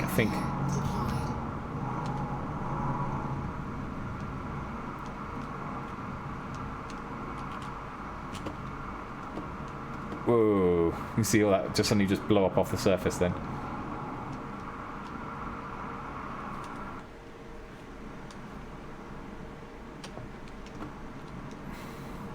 Where's the ramp? We'll put it close to the ramp. Down we go. Step by step. I call that a landing. That works. Right, okay. What I would like to do, though... where do we do it now? Nope, that's money transfer. That's your live works. That bit. Fuel, quantum fuel, and repair. Just top up the fuel.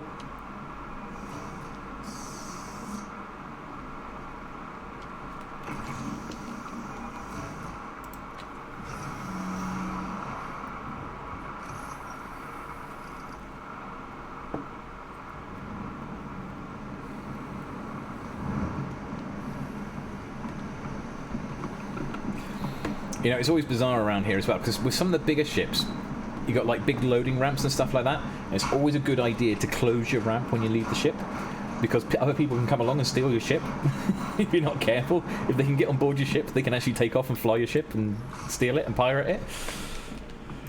And everyone's always cautious about like landing at pads if there's someone else there, just in case there's someone who's like out there to attack you. So if you see another ship at a place, you're like normally like, okay, why are they there? What are they doing? Are they just doing a normal mission, or are they there to cause problems? So it's got that kind of little sort of, kind of like that sort of Sea of Thieves sort of sense to it, but not as bad though. But it still gives you that slight sense of paranoia sometimes. Like, right, got to remember to make sure to lock up the ship, so people can't sneak on board and we get stowaways. This one, this is another reason why I like using the Origin 315, because you can't do that with the Origin 315. You need to be able to sort of go up through the side thing, which means you need to be the owner of the vessel. Unless you open up the door deliberately and leave the hatch open for people.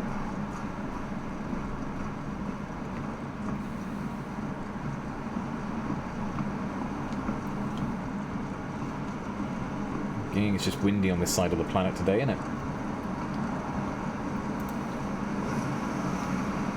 But yeah, if I was like flying, I got a ship called the Freelancer, and it's got the side door like this, but it's also got a back ramp, which is really handy for like loading like large amounts of these sort of delivery cargo missions into. You can make. It used to be the trick was just sort of fly those around and just fill the back with parcels, just grab them from everywhere.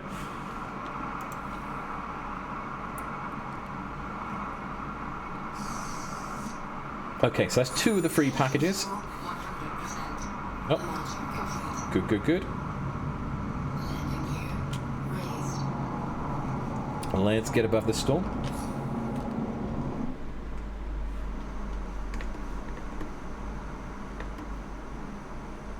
Like so, and then we've got to get back to...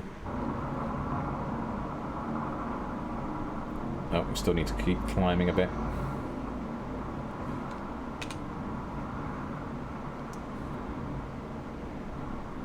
Okay, that's near enough. Now the question is... Actually, we don't need to do that. Don't need to bring the speed setting down. Right, I need... There's a pickup package. I don't think we're going to be able to do it because it's on the other side of the world. No. I need an orbital marker.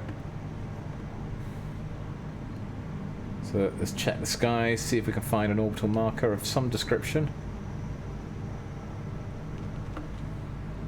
That's the drop-off point. I don't want the drop-off point. I want an orbital marker. Ah, is that one? What's that? That's an orbital marker. That'll do me.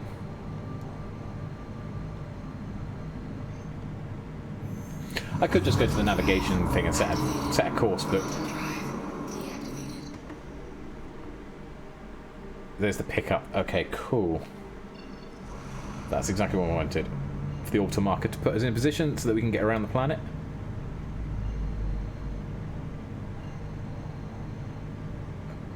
It's not working out where it wants to go. It's hopefully...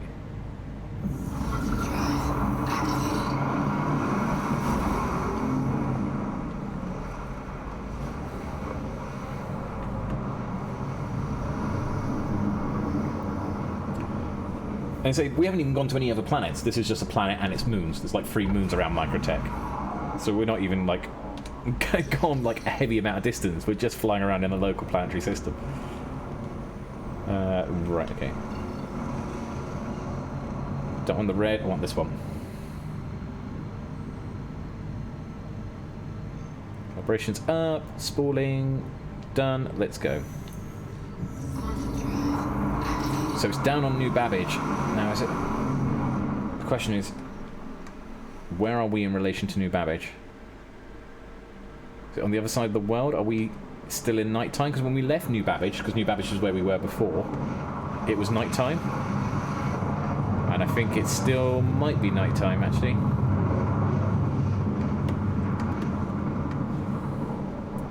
Yeah, it's still in nighttime, I'm afraid.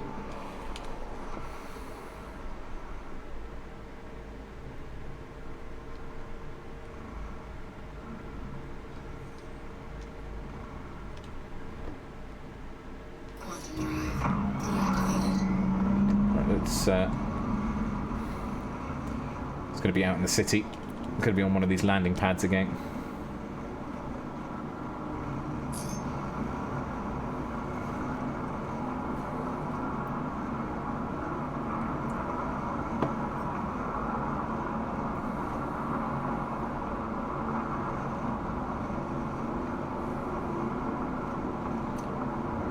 Dum-dum-dum-dum-dum.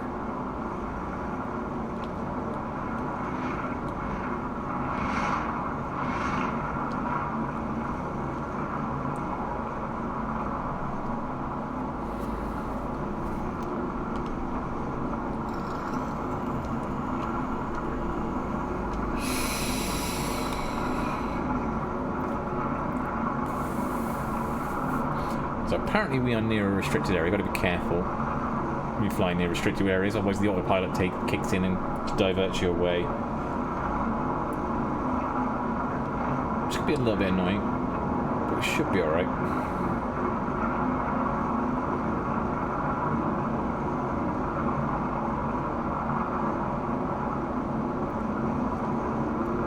Seven kilometers.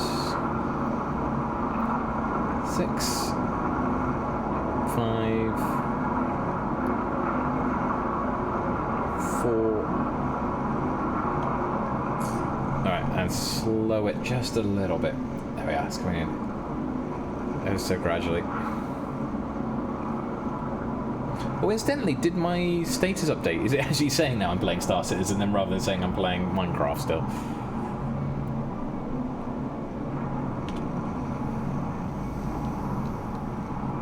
I can't see anything. Have I got... Let's put my lights... Oh, it's too foggy for that as well.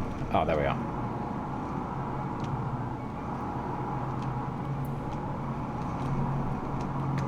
Just glide in. Try not to crash.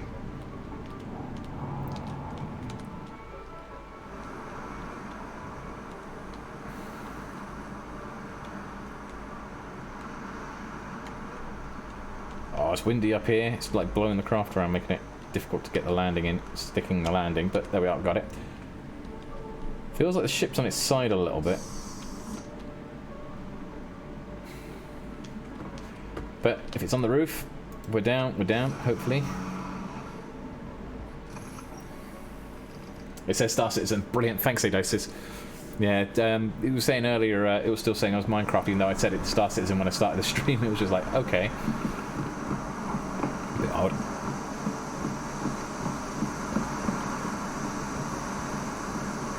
God, those lights are bright. Minus 88 degrees centigrade out here. 89. Okay. It's like being on Snowpiercer. On Earth. With the Snowpiercer. If you guys have ever seen that show. Right, okay, grab that. So this should be the last package, and then we're off to Clio, which is one of the other... Well, why don't you let me out? Ah, there we are. Just wasn't close enough for it to activate. Okay.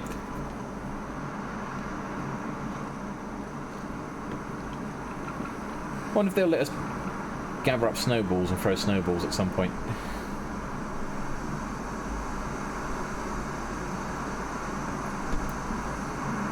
Great skyline, though. One of the other worlds. We'll have to go and visit after this one of the other worlds. Do some package missions around there, see what it's like.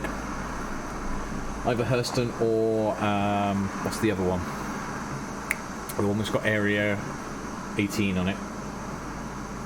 You have to go now, Cookie? No problems. Thank you for stopping by. I massively appreciate you for stopping in. Hope you have a great night. Take care. Right. Let's... It's quite a heavy package we're dragging. Is that metals or something again? But able to climb up a ladder really fast with it, one-handed.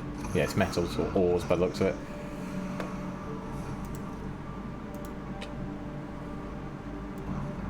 Metals, it says on the side there. Which we've now just chucked on its side. This is... That doesn't look secure. Tell you what, let's put you more securely, shall we? We'll put you in my secure locker. The toilet.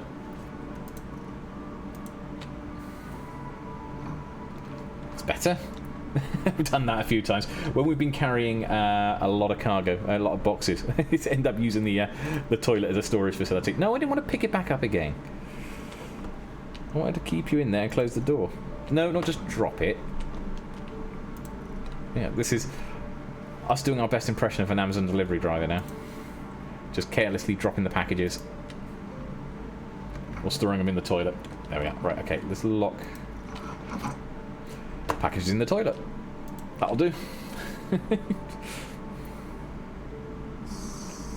Cargo is secure. Right, okay, let's take off from here. And oh, the wind has just immediately blown us over.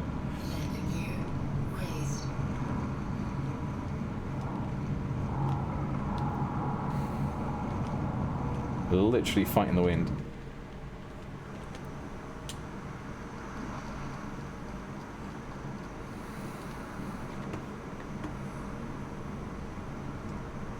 I love the views in this game.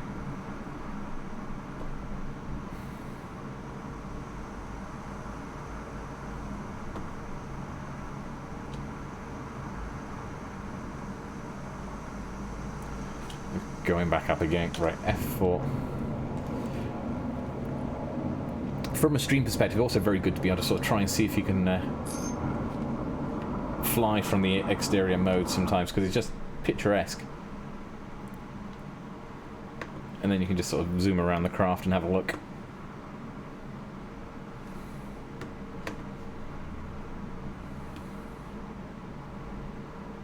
There's a view. What's our altitude? Let's get up to 15,000 and then we'll look to jump to Clio.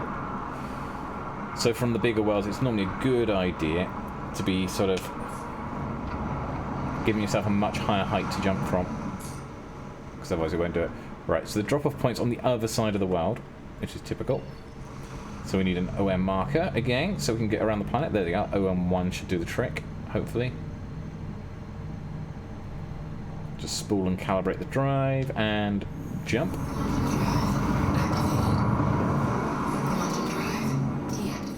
Thank you, and that's cleared us to get to the planet. Or the moon, I should say.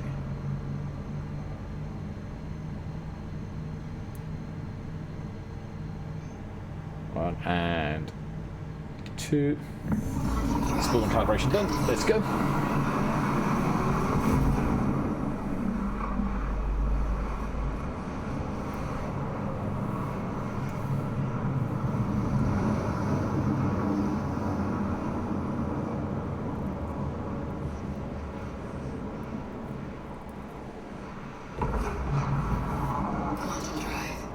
Thankfully, it looks like it's in the daytime. A drop-off thing. And from what I could see when we were coming in there, it looked like the actual destination's on the other side of the planet, which is good.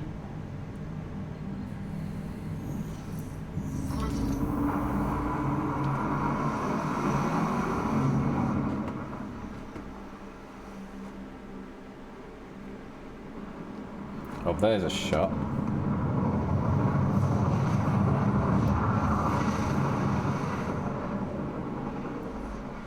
There's a shot coming in, isn't it? Beautiful.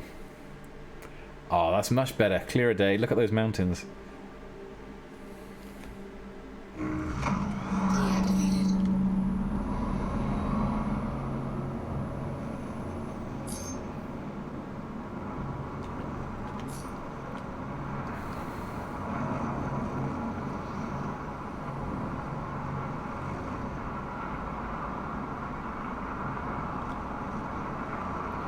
What I love about this is also the engine sounds that you get. So when you're sort of standing on the ground, you can actually hear the other ships coming in, and every different type of ship has different sounds to the engine.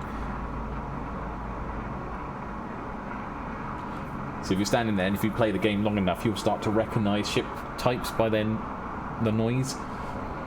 So if you're in a building, you suddenly hear this particular noise outside, you'll be like, oh, that's a caterpillar landing or something.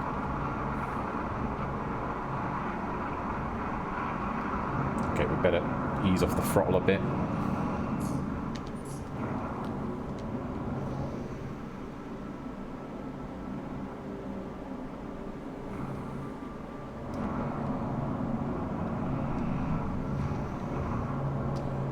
Base. It has a landing pad, but as we're dropping off, let's not use the landing pad.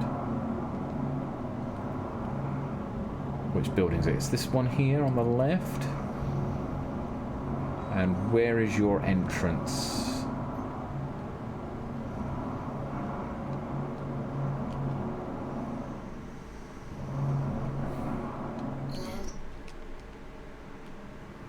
Let's find your entrance a second. I think it's just here now. Perfect. Okay.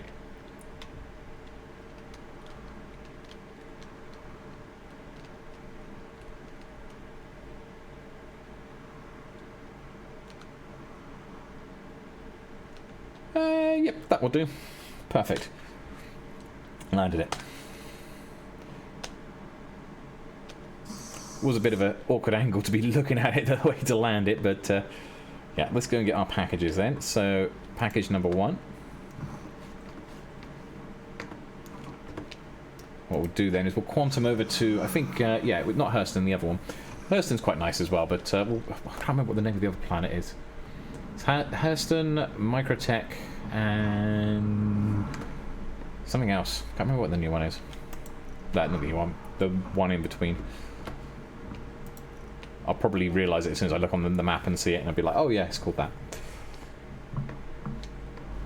Okay, so we're dropping off into here.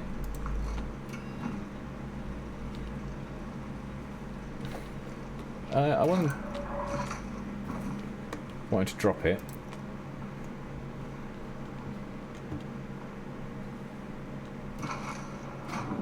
Make sure it takes it. Good, good. Next one.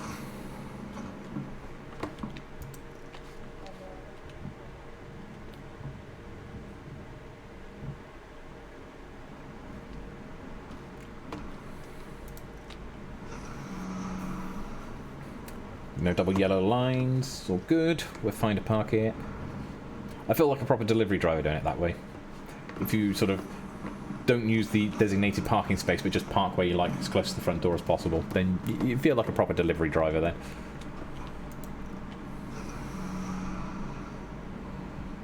Maybe I should just chuck the packages out the door. Which I think you can do as well, actually. Just open the door and just chuck them out. Maybe I should have done that. Let's see how realistic we can go to being like a proper delivery driver. Hang on. We'll do that with the next one.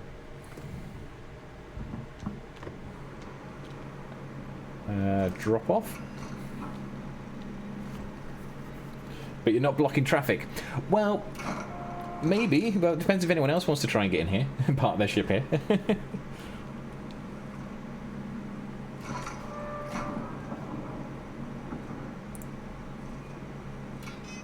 Okay, cool.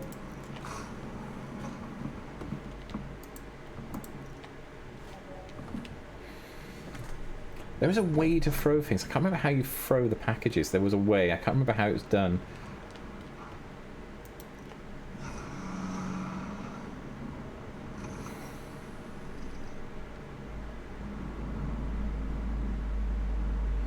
Okay, let's see. Right, so starting off, first of all, we need to get it back out the toilet.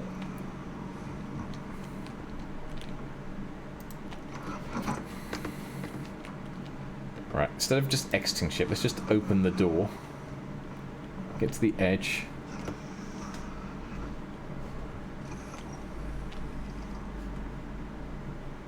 No, I would... Oh, it's decided it's going to let me get out the ship anyway. I was going to try and throw it out the side of the ship. Oh well, never mind. Let's just get this one in.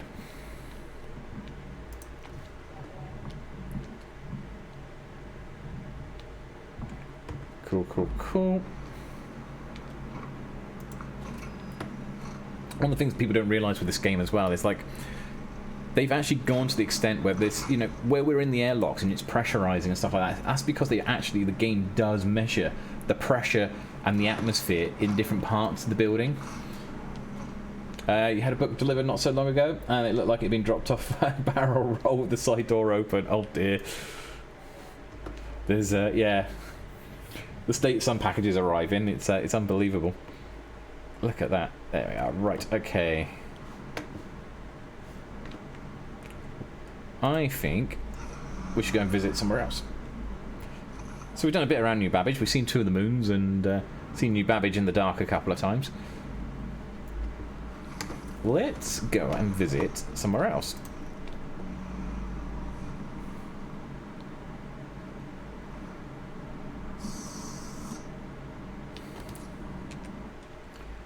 So,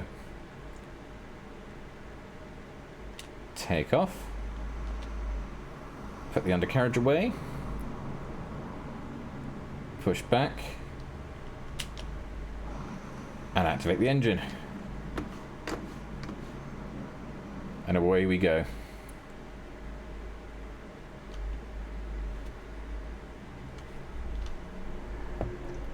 You get out quite quickly. It's only a moon, so it's not a particularly big body to leave from, but it is pretty cool. It's very beautiful as a game. Okay, that will do. Let's bring up the star map. It's not Hurston we want to go to. It's not Crusader, because Crusader's the other one. Ah, Art Corp. That was it. And it's there.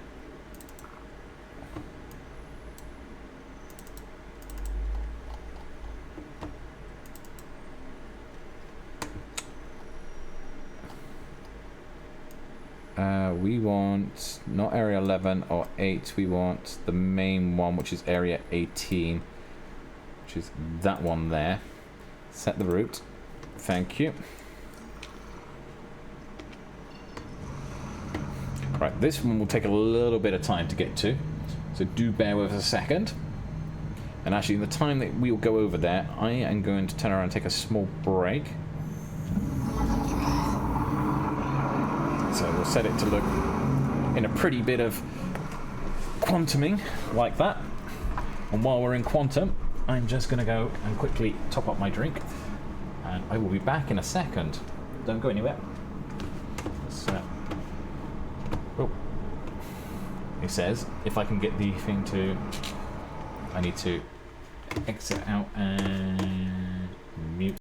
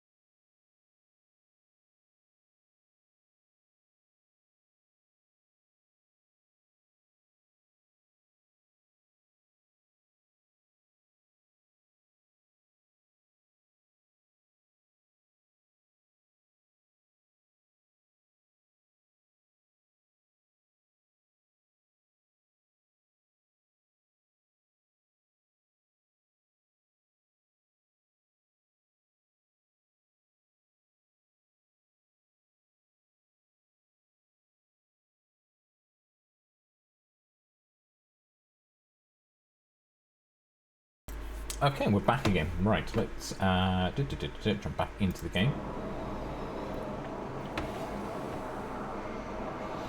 Yep, share stream. We're still floating along though. We've probably got a bit of distance to go. Let's have a look. We're 47 million kilometres away. Still a bit of time. Takes its time to get there because we are travelling between planets now rather than between a moon of a planet.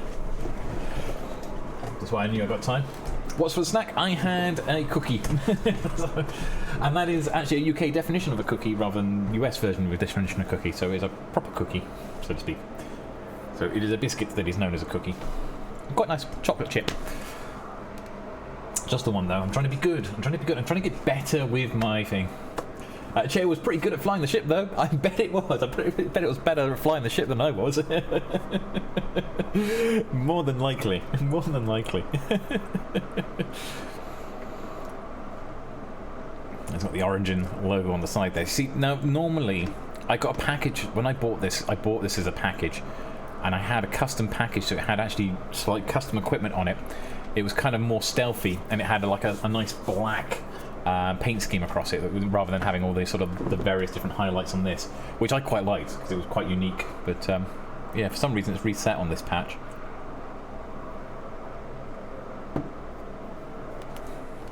Which is a bit of a shame because it looked really cool.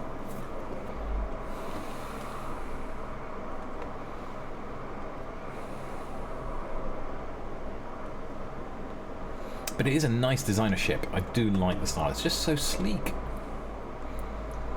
Like a nice sports car sort of thing.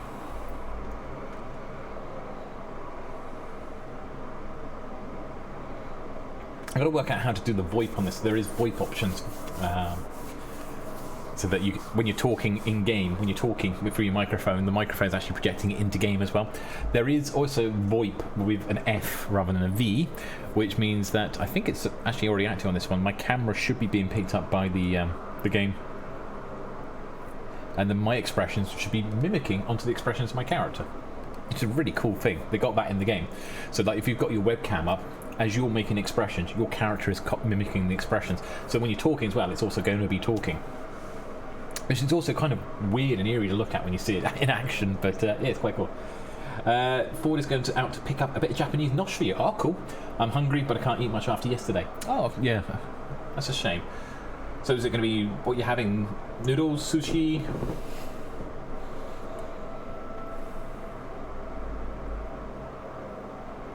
Is it just going to be like small quantities? Just take it easy, just eat small bites at a time. You know, just have a couple of pieces and then leave it, and then have a couple more pieces later on, rather than trying to sort of rush it all down and fill the spot.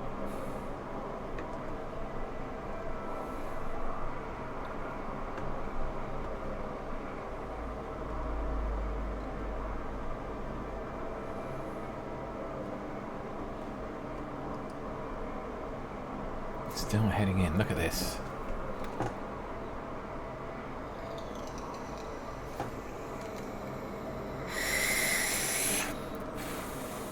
And look at that, we're still only 29 million miles away. Gonna get a laugh watching your character's face while you eat a Subway. Yeah, exactly. Yeah, there is that moment. You're gonna have a small salad, they do, and a rice cake with Chinese, or cheese inside. Sorry, China. A small rice cake with Chinese inside of it. So it's Japanese food with a Chinese food inside, is it? No, I got that completely wrong. Cheese, much better. Rice cake with cheese. Sounds interesting, actually. I like rice cakes, so I've never tried rice cakes with cheese. Normally I get I go down to our local supermarkets here. We get them they got these more healthier rice cakes now with things like peas and lentils that is really good for you, which I tend to like for a snack, like those sort of things every now and then because it's a healthier snack. I mean, I've got cookies at the moment, but normally I'll eat those as a snack because it's a healthier option. There's not many calories in it at all, and they're not too bad. I can tolerate them. Well, one of the things we can do actually while we're here, if we're going to have a look at our ship properly, not that we can actually really look at much of the ship because it is just the one cabin, but it's still pretty cool. We can actually get up and walk around while the ship is in quantum travel. So it's like, who's flying the ship? No one's flying the ship. The ship's just flying on its own accord. It's not bad. We got like a little cabinet here. Now they're actually going to be making these a bit more active in the future, so you're going to be able to store stuff in them and everything else like that. You've got like a hangar here, which we can't do anything with at the moment. But you will be in the future be able to store stuff in there, like personal effects and stuff like that. Got a little fridge that we better store foods and stuff in there. I did have a coffee maker on the side here and like a radio and stuff like that, but it's all gone missing. It's a bit of a shame. So we'll have to go and see what's happened with those. That was part of it. You got like a bed. We can go and sort of have a bit of a kip.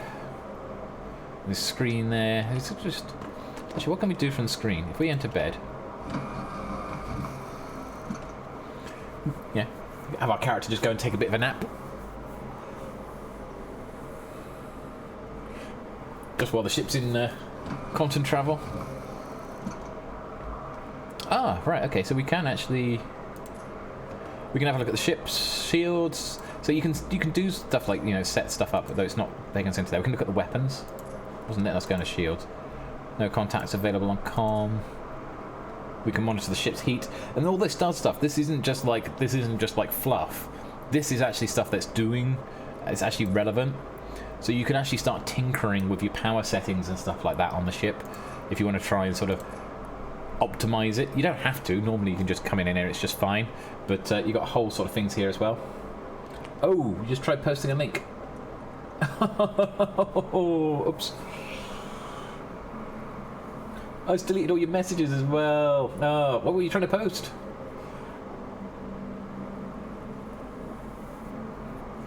Yeah, I think that's the moderation on the bot itself. I do apologise.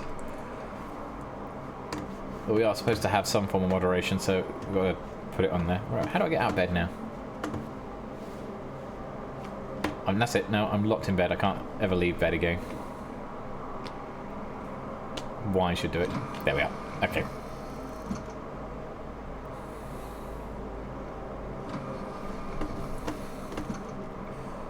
But yeah, it can do, like, we've got, obviously we saw it earlier, we have the toilet. Not that we can do anything with the toilet at the moment, just other than the fact it's there.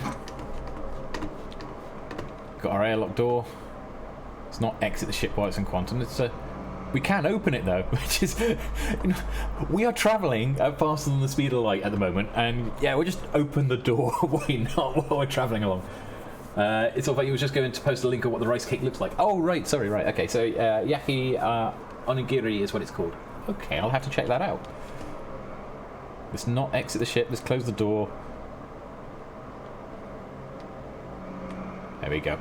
Yeah, probably safer not to fly along with the door open. I'll have to look that up afterwards. Yaki onigiri. In fact, we could probably look it up in a second. Depends on how far away we are. We're about 5 million kilometers away. Okay, so we're nearly there. Let's while we're doing that, then let's go and have a look at what that's called. A yaki onigiri, you said. Onigiri.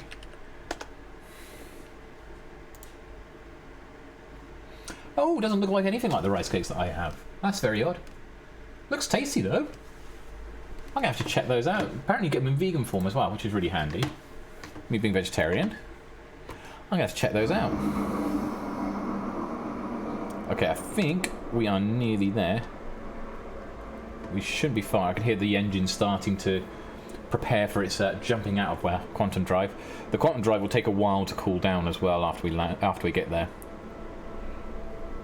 because we've been going for quite a bit of distance. Yes, the one that you get has cheese in the middle of the rice. Really delicious. I'm going to have to look that up. That sounds actually really nice. Gotta admit. Sounds like something that's right up my street. right up my street. It's a yaki onigiri. I'm going to have to make a note of that, actually. Let's, I've got a notepad here. Let's make a note of that. And see if we can find some somewhere. One of our local supermarkets sell it. Yaki... I'm probably really murdering the pronunciation of that, but... Yaki onigiri. Okay. Oh. And just in time... for ArcCorp to appear. Right. Our quantum drive is probably... cooling. Yeah, it's on cooldown still at the moment. Another 6 seconds. That's why it's red. Now this is basically taking the idea of Coruscant. is it on the other side of the well? Oh, I was hoping it was right beneath us. So it's going to be night time when we come in.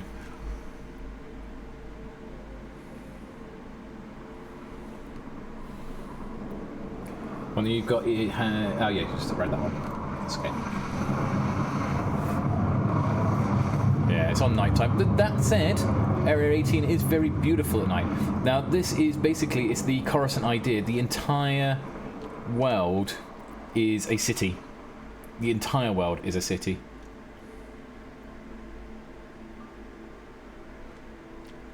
Like, crazily amounts of city. Took a minute to spawn.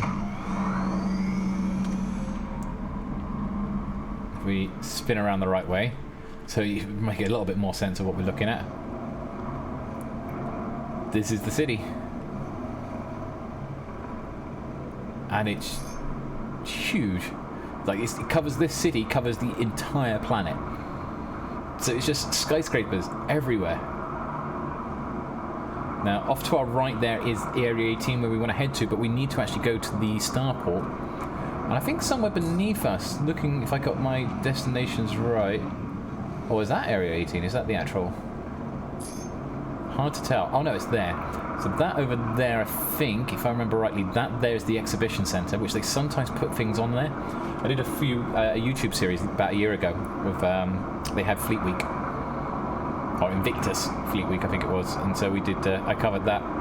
Is it there or is it that one? Oh, it might be that one over there actually, where the purple glow is over there. But we need to get to the Starport, and the Starport's over this way.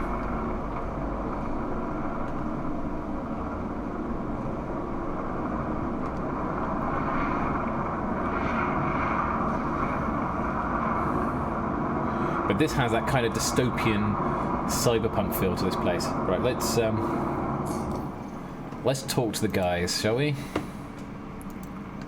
Friends, let's...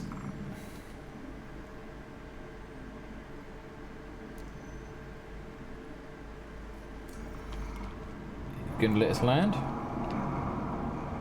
Yes, that's what I was trying to do. But you weren't letting us do it. Let's try the comms from here then.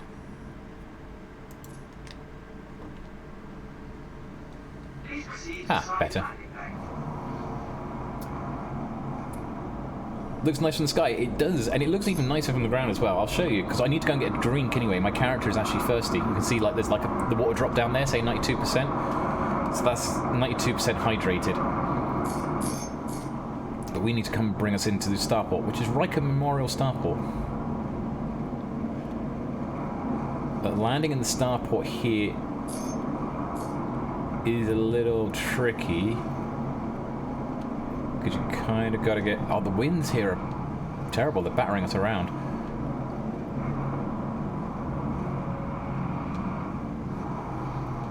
Where are we supposed to be going? Is that our bay there?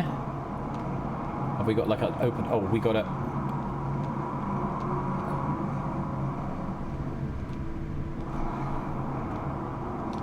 Let's drop the hammer.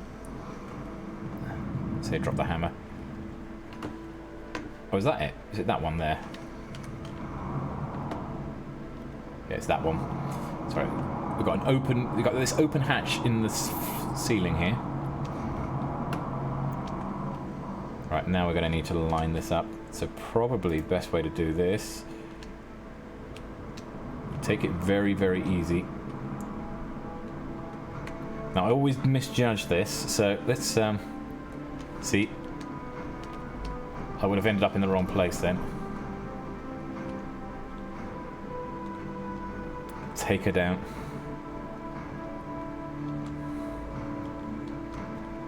Straighten her out. Nice and easy. That sound, the doors above us are coming to a close. Awesome. I'll tell you what, let's power her down while we're here. If it lets me. Where's our power? That's our engines. Where's our power supply? Oh, it doesn't give us the option to power off. Okay, that's odd. Let's just exit. Okay.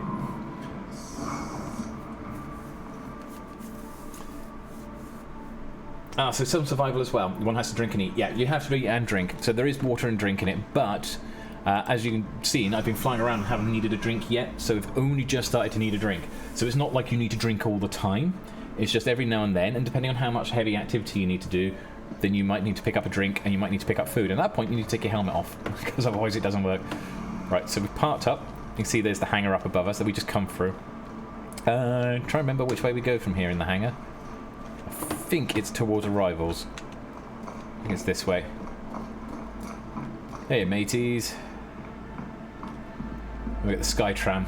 So this one doesn't have a monorail like the other ones has. It has a Sky Tram, which is even nicer, actually. It looks really cool going through the city. So we'll go and do that. We'll go and take a city over to the main part. Let's get up to the Starport itself.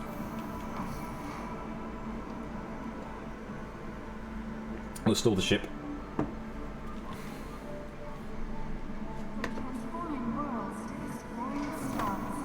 Oh, there's another player there in the lift. Right, where are the terminals again? I think, if I remember rightly, they're out here somewhere. Oh no, they're this way. There we are. There's the terminals.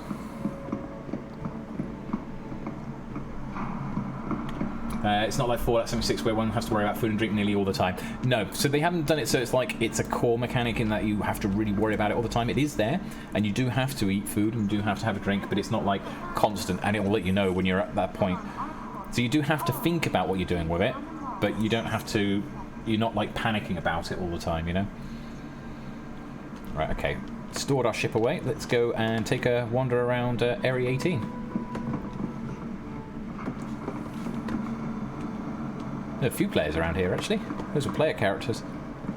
I think I just saw another one running around the corner there. Yeah. You can see them with their awkward moving poses compared to the NPCs.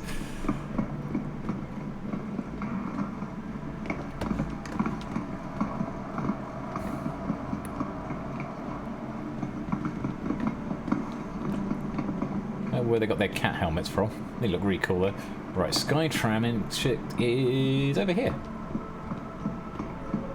So we've just got to wait for the Sky Tram to arrive, which is going to arrive in about 40 seconds, which is pretty cool. Yeah, I don't think there's anything over in the conference centre at the moment here. Sometimes there's like a conference centre here, and sometimes they put stuff here as well. I would play Fallout 76 so often, if not for the full survival aspect. Yeah, sometimes it can be a little bit too much, sometimes survival aspects, can't it? It's if you're constantly having to eat and drink and everything else like that to keep yourself going. I don't mind survival aspects, but yeah, I like a realistic survival aspect. So this game has it. It has survival aspects. The other thing you've got to worry about is like temperature. You've got different armours though. You can wear different armours to sort of suit for different temperatures. There we go. Here's the Sky Tram.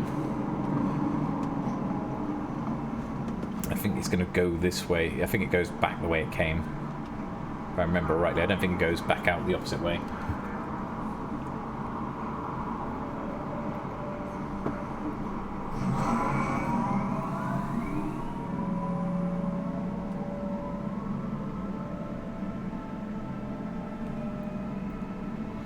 Yeah, into the bus lane.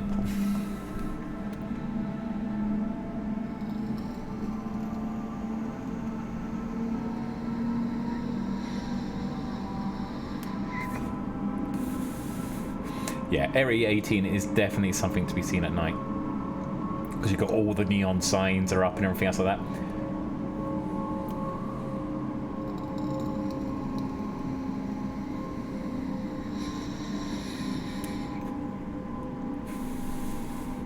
The thing is, you can actually bring your ship to come fly amongst these buildings and land on the buildings and check them out, and they're adding more and more gameplay to do with that, doing that sort of thing where you're flying around the city and actually going into different buildings and different parts.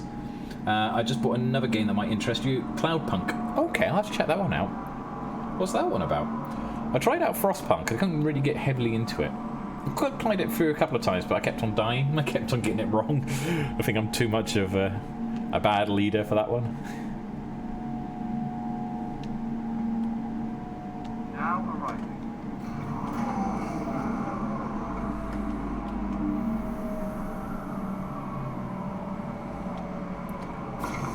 And welcome to Area 18.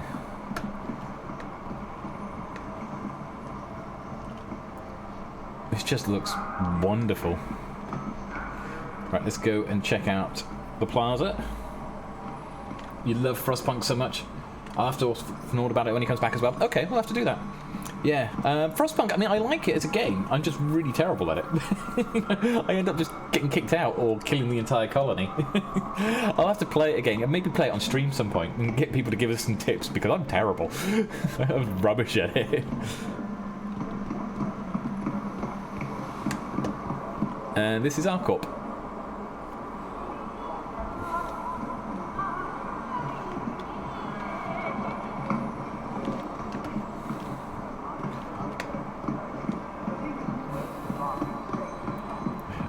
Cloudpunk is nothing like Frostpunk, so you might like it. Okay, fingers crossed then.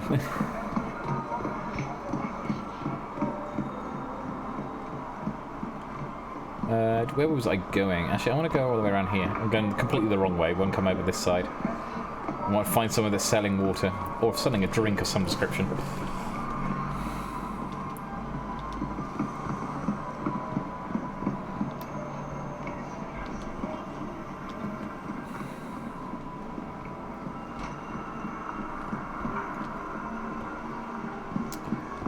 A couple of stores down here, so I know it's going to sound strange, but we might have water here. In fact, there is water here. Let's buy, what's that one? That'll do. Right, okay, I do need to take off my helmet, so personal inventory. Oh no, they've changed it. They've changed the way this is working. They were talking about putting the personal inventory in. Item actions. Is it that one? Yeah, helmet and equip. Because obviously we can't drink through the helmet, so now we can actually see what my character looks like. There's my character. Looks impressed, doesn't he? All the stuff we're putting him through. Right, okay. Let's not drink it, inspect it, or place it, stow it. We want to drink. No, I wanted to drink it, not chuck it on the floor. That was silly. Right, I'm gonna need another one. Let's try.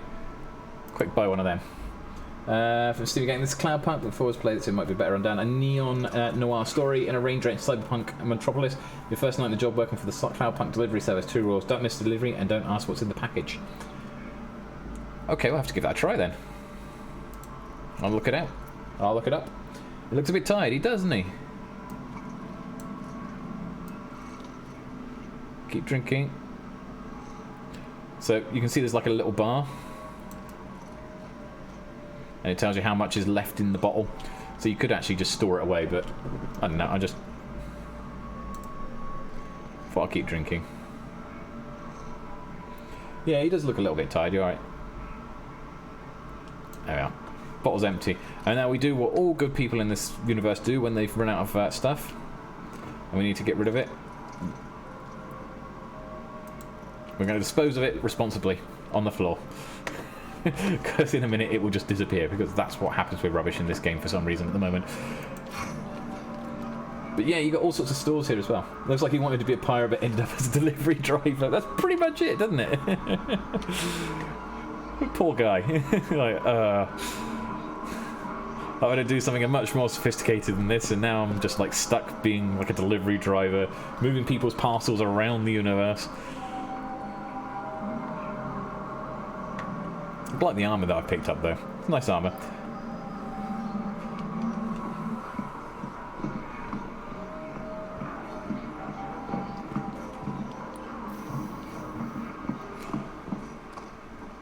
Maybe you need some new threads. Which you can go and buy these clothes and you can put clothes on instead of wearing armour if you wanted to, and hats and stuff. So you've got whole ranges of clothing and stuff like that available in the game. It's got all the personalisation as well. But yeah, you get to choose different types of armours. You can go and buy armours from different places and add them to your character. Right, I believe over there is where is actually the hotel. I think that's the hotel. come around here. I don't know what else there is to see around here. I wonder if the bars around here.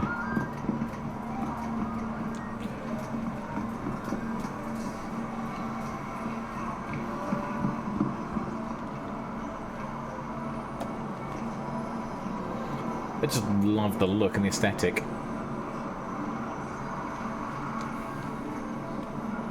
Astro Armada. Wonder what's in that store, actually. Sometimes it's just nice just to go and explore the cities, because you never know what you're going to see around on there. And they keep adding things as well. So you come across new stores and stuff like that. I can probably imagine this is like... it's posh. Astro Armada. Are we... I know you're not the name of a normal ship company, so I'm guessing you're a weapon company, maybe. Oh no, maybe you are a ship company. What's that? Oh, that's... is that a vulture? I think that's a vulture. No, it's up on there. It's a bounty hunting ship.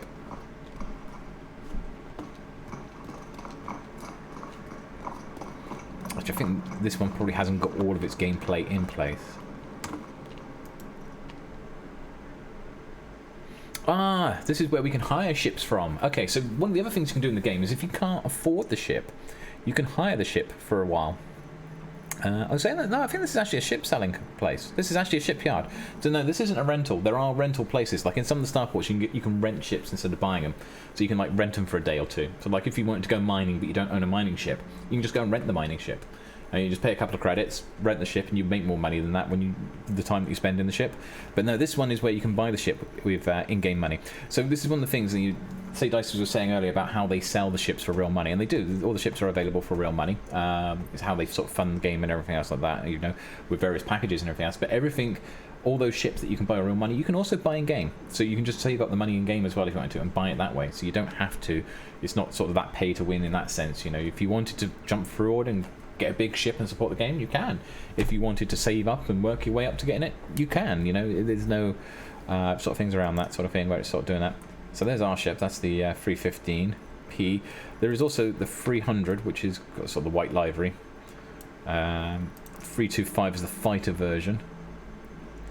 So it's a little bit more combat based. Anvil Arrow. I'm tempted to get one of these at some point. I quite like it. Now I have some in the pad at the moment, but I think they're every now and then, because we're in alpha, they just give you ships to test out for a month or two. The sound you keep hearing is his footsteps, you think? Yeah, they do have the footstep sounds. Pay for convenience, sponsoring the devs. Yeah, basically. Yeah, that's right. So it's not in the sense of that pay to win, in that, like, you know, all the best ships you've got to pay for with real world money. I mean, some of the ships are really expensive in real world money if you go for like the big capital ships and everything else like that. But you can also save up the... probably going to be a hefty tag in game as well, but you could save up in game to get those same ships as well in game if you wanted to. Now at the moment, if you buy the ships in game, we're in alpha. They do say periodically there may be wipes. They've now got the persistent universe in, so it doesn't wipe every patch, but they may in the future, depending on where things go, they may have to do wipes again. And there'll certainly be a wipe between this and the final release anyway, but that will be quite a few years down the line. But it's just, that's something that's always worth remembering as well if you're buying stuff with in-game money, because, you know, it's not going to persist. If you buy it with real-world money, it will. So, at the moment. But obviously when the game goes into full release, then if you buy it in-game, it's yours to keep anyway. So, it's just that case. It's just remembering that at the moment we are still in alpha. And I got one of these. That's a racing car. Racing ship. So you can do racing as well. They've got like race courses and stuff to go up against. Or there will be soon. Oh, I didn't say to come out. No. I was... What's just happened? Yeah, I was going to say. So it's not the Vulture, it's the Hawk. Sorry, I got the wrong name there. The Vulture is actually the ship that I've got on order, which is like a salvage ship. Gladiator, like a bomber. I think we've got a few different designs of ships here we can look at. Pretty cool. Well, we've got the Super Hornet. I had one of those for ages. I wonder if I still got it. That's another Hornet. Hornet Ghost. Hurricane. Sorry, excuse me. Terrapin. It's like a support craft, this one. So it's got like a side bit there. You can carry people in there and sort of do extra sensory stuff. It's like got a module that you can slot in on the top and stuff. Yeah, I remember having a good think about it at the time, but came down thinking it was okay because it was clear what you're getting into and there was no loot boxes. But boy, they were spendy. Yes, they are. Very easy. Very easy. They are quite expensive, some of the ships. It depends on which ships you go for. Like the smaller ships, obviously, that you can get those as like packages and stuff like that, and they're nice and cheap. But yeah, it's not loot boxes. It's not like you're gambling for them. It's not like you're paying something and then you're going to get a random item at the end and you don't know what it is, and it could be something good. It could be something that's like, yeah. In this case, you know what you're getting. You know what you're spending. You know what you're paying for, and there's nothing that's here that you're doing that, you know. There might be some custom, I think there's some custom liveries, which is fair enough, you like some custom perks in that sense. Like you might have a ship with a custom paint job or a particular paint job done in a certain way, that you can only get through with cash and stuff like that, you know, which is no different to many other games. It's just an aesthetic. It's not the way the game, you know, it's not like there's any sort of performance increase from doing it that way, but I think that's the only sort of thing that you see where you might get things like that. Some are obviously meant for groups of people too. Yes, like the big expensive ships are multiplayer ships. They are designed for like multiple people to be using. And the Valkyrie dropship, this is quite a nice ship. I checked these out in Viticus last time. It's a little bit, the interior is sort of showing up a bit weird on the schematics here, but the interiors are actually pretty good on that when you actually see the ship in flesh. It's got like little side guns on the side doors as well, so like people hanging off the side and firing down. And it's like designed as a big troop transport, this one. The Valkyrie dropship, combat dropship. It's pretty cool though. But is that what it's got? Or has it got more? Oh, it's got others. Oh, it's got loads here. Oh, hang on. That's the new racing bike. Yeah, that's a racing bike. I didn't know they were available for purchase in game. Awesome. Now we know where to go. Interior looks like tinfoil just here. Yeah, it does on there, which is a bit odd because it's not actually what it looks like when you see him in the flesh. Oh, that's like the weird design fighter. This is like almost like a B-wing, the way it lands and takes off, like from Star Wars. Right, Banu, that's an alien race that's been converted over for human use. Yeah, the interiors are all missing on this for some reason. They're just showing the exteriors, but if they've got the doors open, they're sort of missing. Again, probably a bit of a bug, but yeah, it's got like 2 cockpits on it, which is a bit odd. What else we got? Consolidated Outlands. We've got the Mustang. These are mostly combat ships, but saying that, there's a racing vessel version of that. Who have we got? Asperia. Oh yeah, so that's the Asperia Prowler dropship. Again, these are sort of based off an alien design. The Blade. Quite nice. The Talon. Oh yeah, I remember these ones coming in. These are described as being like glass cannons, these ones. Quite a nice design, almost like this bird-like design on it. What else we got? And the Talon Strike. So it's a similar sort of thing, just another variation of that other last one. Kruger Intergalactic. Oh yes, this is the Merlin Snub Fighter. So these snub fighters are pretty cool. So this is the Merlin one, but I think there's one that's called an Archimedes or something like that, which sort of they can dock with the they're like called Parasite craft. They got like a little docking thing at the back of some of the ships, like the Connies.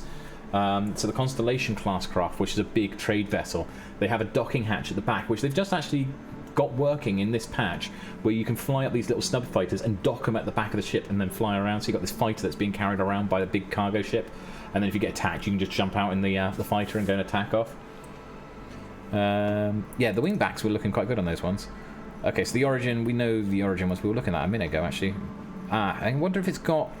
it doesn't have the jump, but it does have some of the others here. So there's the racing version of what I've got,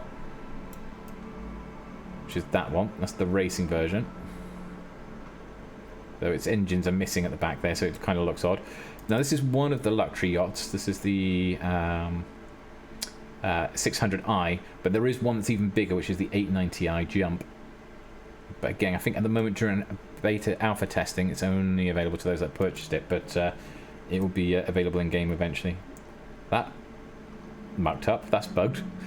Oh, there we are. We've got it now. We've got the outside. It's taking its time to load. That's the 100, and we've got the 135 as well. I think I was looking at those before. And then the Grey Cat. I actually own one of these, though I can't see... Oh no, do I own the Grey Cat, or is it one of the others I own? But this is like a little ground buggy. There's a few little ground buggies and everything else as well. Yeah, so they're all quite all fun. They're fun little games, things there. So yeah, this is the shipyard for the fighters. There are bigger ships for sale. I think it's over in Hurston you need to find those, actually. Why am I... Why can't I run? Oh.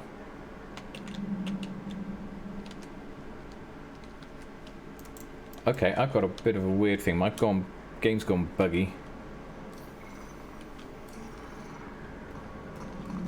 Like, I'm trying to move, and he's stopping, and then he stops.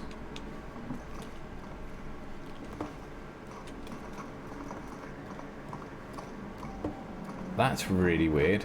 Like, I can't sprint anymore. I wonder if I'm, like, hungry or something, and I just haven't realised. Let's put my helmet back on a second, because that'll give me my vital statistics. So it should have come up in the top right to tell me if it was. I'm only a little bit hungry. I mean, alright, yeah, I'm not well. I mean, my legs are hurting. Is that what's going on? Is it that my legs are in pain? No, I don't think I'm over encumbered, because I haven't actually added anything. I don't think I've got anything in my personal inventory. Let's have a look. Again, they've only just added inventory, so... No, there's nothing in storage. I'm not carrying anything. Which is... But my legs are hurting, and I know they've started working on the health system a little bit. Maybe we should go and find ourselves a medipen. Or a hospital. Maybe we should go and get ourselves healed. I don't think they've added the hospitals properly yet.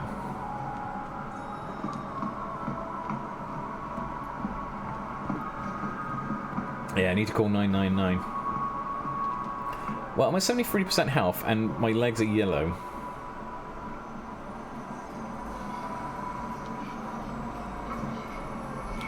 It's like really starting, and I'm wondering if that is because my leg's damaged, or because...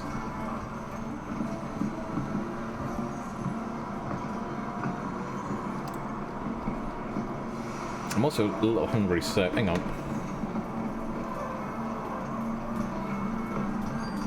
Have you got anything to eat? You lies! You haven't got anything to sell me. What about you? You got any pizzas? You're showing you've got pizzas. Can I buy a pizza though? I want to buy pizza. No, I'm gonna have to go and get food from elsewhere. That's the problem, is that all the food stores haven't done. He's just lacking motivation. Did you see how down in the dumps he looked? Yeah, you did look very down in the dumps, that's fair. Okay, this guy has got water. Have you got anything to eat? Oh, you got hot dogs. That'll do. Oh, hang on.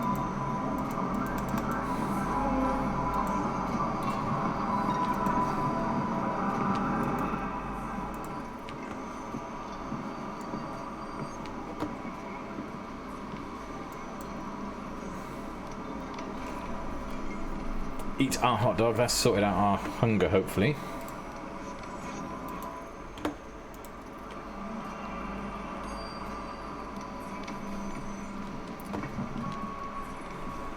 No, his hunger's still showing at 97. Maybe he hasn't got the right vitamins inside of him. That's odd. Where can I get some medipens from? I'll tell you what. I think I got a medipen on me. Just this guy a yaki onigiri. That sounds like a plan.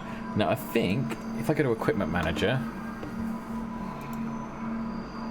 utility item. No, that's not what I want. Misc, consumable, medipen. Oh, it's equipped. How do I use it then? That's the question. Okay, so if I've got it equipped, let's find out the key bindings. Key bindings on this sometimes are a little bit more, take some getting used to and finding out what they all are. That's controls, I want key bindings. Okay, so, that's so small, let's have a look. Free look, strafe down, afterburner. What mode are we in? That's flight mode. Actually, we need on foot. Oh, that's better. We can actually zoom it in. Sprint and hold breath. Oh, am I not trying to hold my breath, am I? Oh, heal is C. Is that what's going to do what I need? So I gotta activate the pen.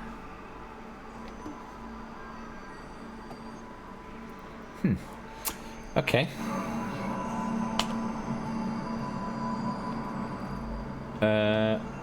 No, don't holster consumable.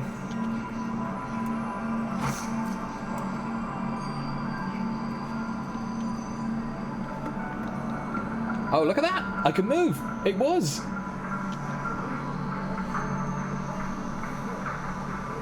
It says 9 PM BST. I've now just changed it to 8 PM BST in the last week. So it's just worth bearing in mind. I need to update the bot to say 8 PM. I mean, I would still be on at 9 PM, but I'm doing about 8 PM to 10 PM BST now. So that's my regular schedule. So tonight's not a regular time, but the Tuesday and Thursdays are at the moment. I'm still experimenting a bit, just trying to find my right time of streaming. But those two are normally doing Minecraft streams. But yeah. And look at this, I can move around. So that was what the problem was. I was needing healing. My legs were damaged. Though I'm still hungry. So it might be an idea to go get some more food. Let's go get some more food. And I think that was my only med pen as well, so it might be an idea for me to get some more med pens. Not sure where I'd get them from. What are you selling? Magazines?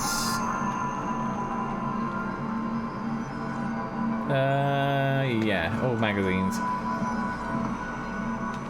And gumballs, apparently. Let's go and have a look. Yeah, it's normally 8 PM now, BST at the moment. That's what I've started doing. Haven't been getting the Twitch notifications for you for some reason. Twitch being Twitch, maybe. I've also got my Twitter, and I also post them up on the Discords, both my Discord and in the on-offer zone. Normally, if I'm streaming, well, I always stream, post it up in the on-offer zone. Though which category I put it in depends whether it's Minecraft or not. But yeah, I normally post there. So it's usually my notifications usually come up in those places, both on Discord and on Twitter. Excuse me, matey, you're in the way. I need to go and get some of this.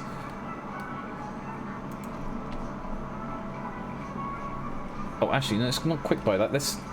I've still got to take off my helmet.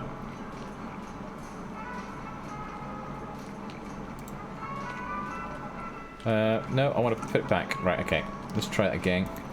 Take off the helmet. And let's quick buy that.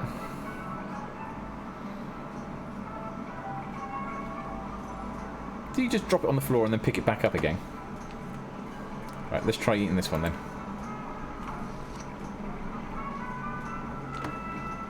Man, he was hungry. He ate that quick. But I think that might have dealt with my hunger. No, why my hunger's still going? Like, I've eaten, like, a burrito now. I've eaten a hot dog. And he's still sitting there going, no, I'm not quite hungry. I'm still hungry. This guy's just greedy. Right, I was looking for something. Oh, that's crouch. It's not what I was looking for.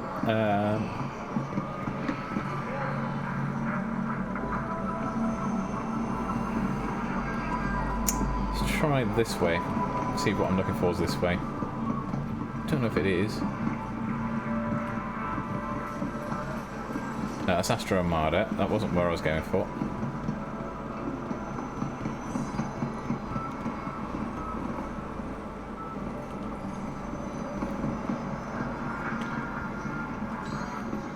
Like an outdoor pub, that one.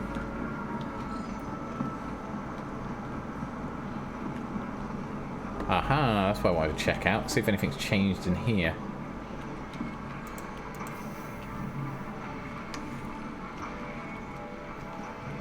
Oh, this is different, I think. I think this bar's changed. Actually quite a nice bar. I think I'll help myself. You want a pint? So we're probably going to have some barmen come along and tell me off in a minute. Well, they're not very good at looking after that. They need another black sack on that. Look at that, it's already ripped. Several thousand years into the future and they still can't create a bin bag that doesn't rip. I don't know.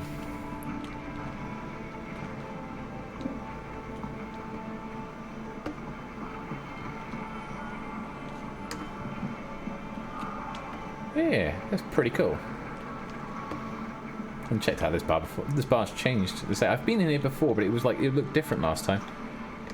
Is that another door we can go through? No. Maybe not. So it's out this way then. Cool. That's what I wanted to check out, but there was no one serving, so okay. Right, okay, let's check out. I'll tell you what's really worth checking out. If you want to see sort of the bigger ships, might need to go flying... City Flight Transit. That's what we want.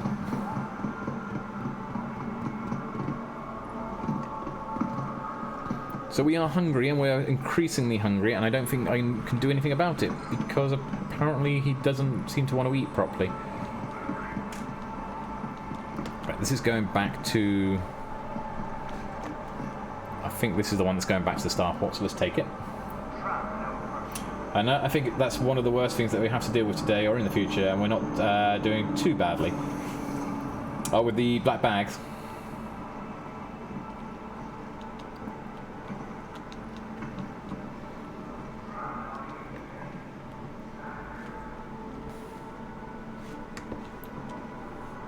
Yeah, this city is awesome though.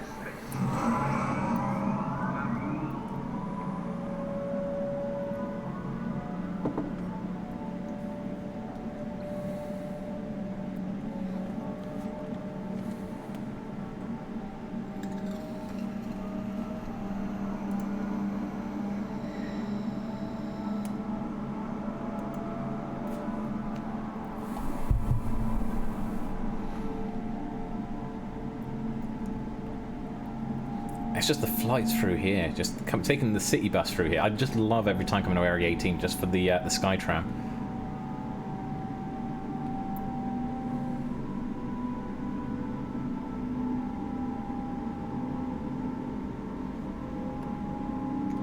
And the style and look of this place is just awesome.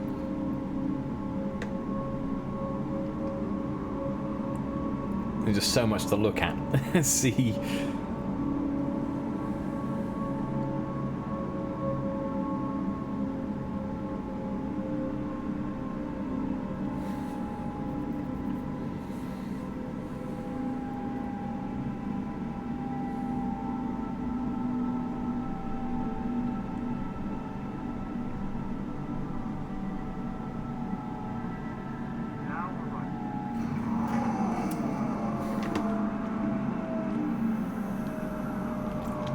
Get ready to disembark. Back at Riker Memorial Starport. Now, I want to go and check out Hurston. I'm thinking I might take a different ship. Because we brought the 315P over here, but I do own a couple of other ships. So we could go and give those a quick check out on the way over to Hurston. Dum-dum-dum-dum. Oh, this is what I was on about. There's rentals over here. Like, there's a rentals place.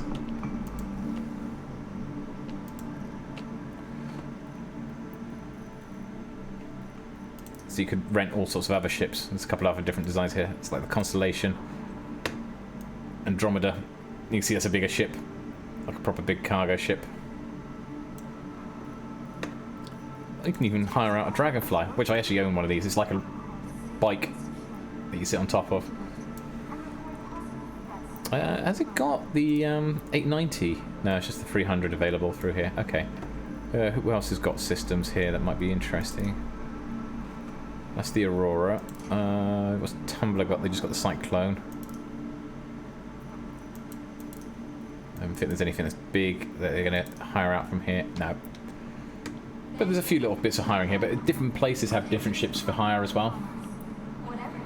I begin to wonder if we'll travel to Japan future. Ah, as I said, he's back. Be on it, grab your grab. Okay, no probs. Okay, let's see. What should we get? What should we pick up? Right, the Prospector is our mining vessel. Let's take out... Oh, actually, before... Oh, no, I think I've already done that, so let's retrieve that. We're going to take our Freelancer out for a spin.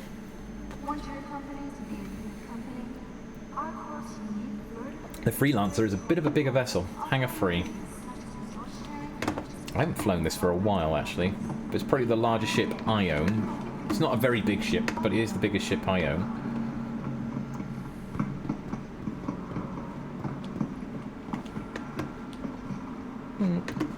they had cargo there. Right, okay, so hangar 3, I think it said, wasn't it? I can't see. Oh yeah, there we are, hangar 3. Right, okay. Thank you for visiting Cool elevator. Stanton's capital of commerce. Whatever your transaction, we wish you a beneficial and prosperous stay. Dum-dum-dum. Hangar 3.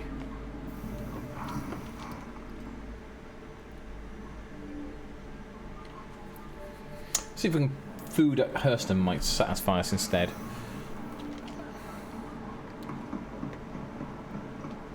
Yeah, there's a bigger ship. There's our Freelancer. Now this is a cargo ship. Quite a nice design cargo ship as well. And just check it out all the way around. Actually pretty big for it in this hangar. I'm not sure if I'm going to get it to get out correctly. Now, I could use the side door. It's got 2 doors. It's got one on the side here, which is your standard door. But we're going to go in through the back instead, I think. Through the cargo bay.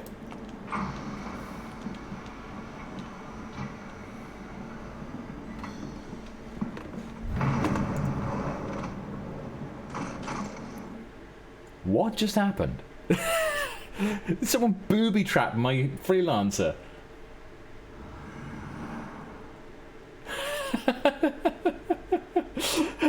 What just happened? My ship blew up as soon as I stepped on board it. Like it was like, there's someone out for me. There's someone out for me. They just try and kill me as soon as I stepped on board the Freelancer.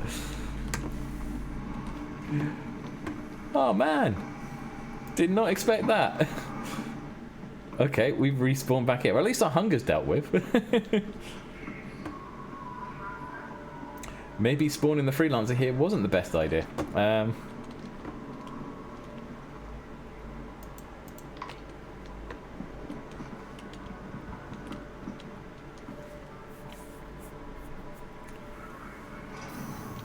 That means we now got to run all the way back over there now.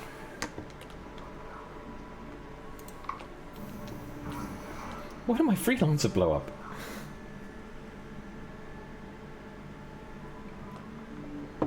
I am now very confused. I would take the Prospector over, but the Prospector's a mining ship. It's not really designed for like flying around. Well, it still flies around, but still.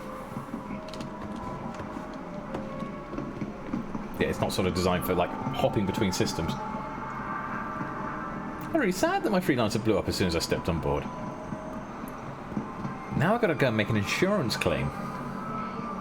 And I'm not joking either, the game does actually have insurance.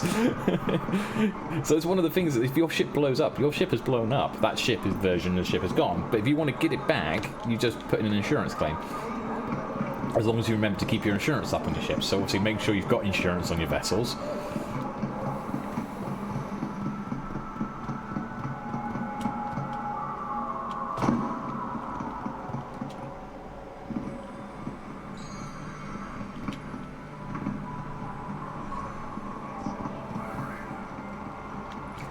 Okay, we're going to have to go back to the Starport, put in our claim, see if we can get our Freelancer back, see if I can get the Freelancer to take off. If not, if it blows up again, then we might have to go and see if we can try a different ship.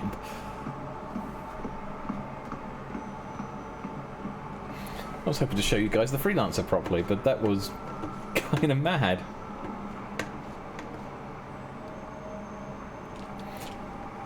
While we're waiting there a second, as...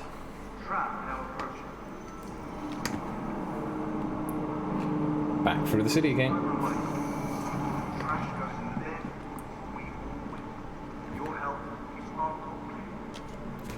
don't know if you can hear that, but it was saying about trash goes in the bin.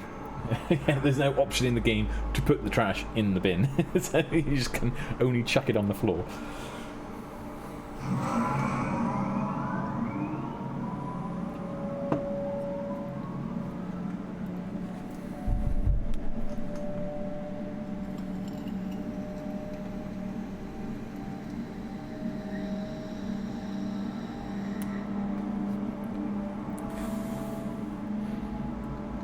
I just wanted to go to Hurston.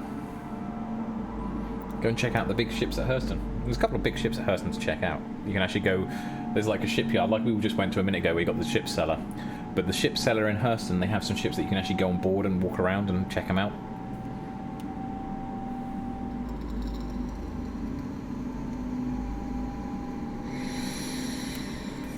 Including the Hammerhead, which is a pretty nifty military vessel.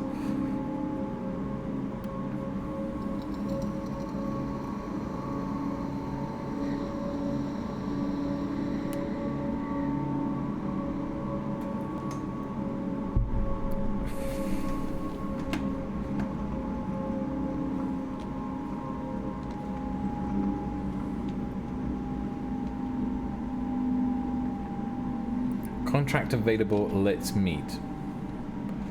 That sounds suspicious. Now arriving.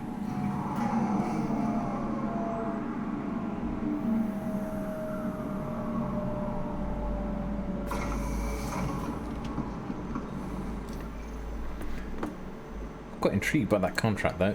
Let's meet. Is that a personal one? Tram now leaving the station. Stand clear of the doors. Oh, someone to actually meet in Crime 18. Not going to do it, not at the moment.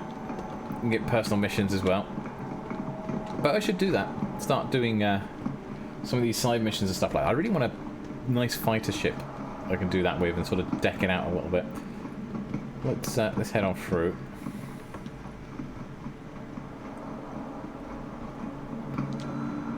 Reorder our vessel. No, into there. Right, put in a claim for our Freelancer. File claim. Take about 19 minutes. Let's expedite it, if it lets us. Yeah. Right, it's going to take about 3 minutes to get our Freelancer back.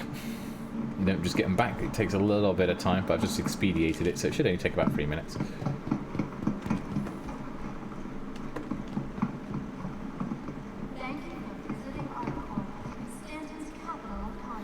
There's the landing pads. There's the hangar bays that you come out of.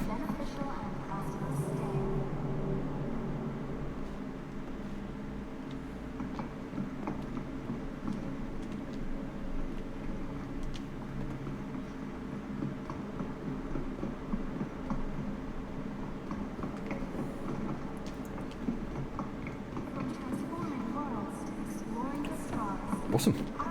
Right. Okay.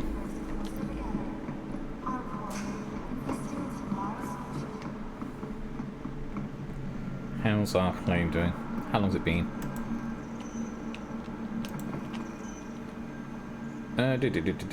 Freelancer. 2 minutes left. Oh, that was only a minute. Nom nom nom. You got your food. Did you catch what just happened a minute ago? While you're grabbing food, did you hear the explosion? I managed to blow up my Freelancer. I ordered my Freelancer to the pad. Checked out the Freelancer from the outside, stepped on board, bang, the whole thing exploded.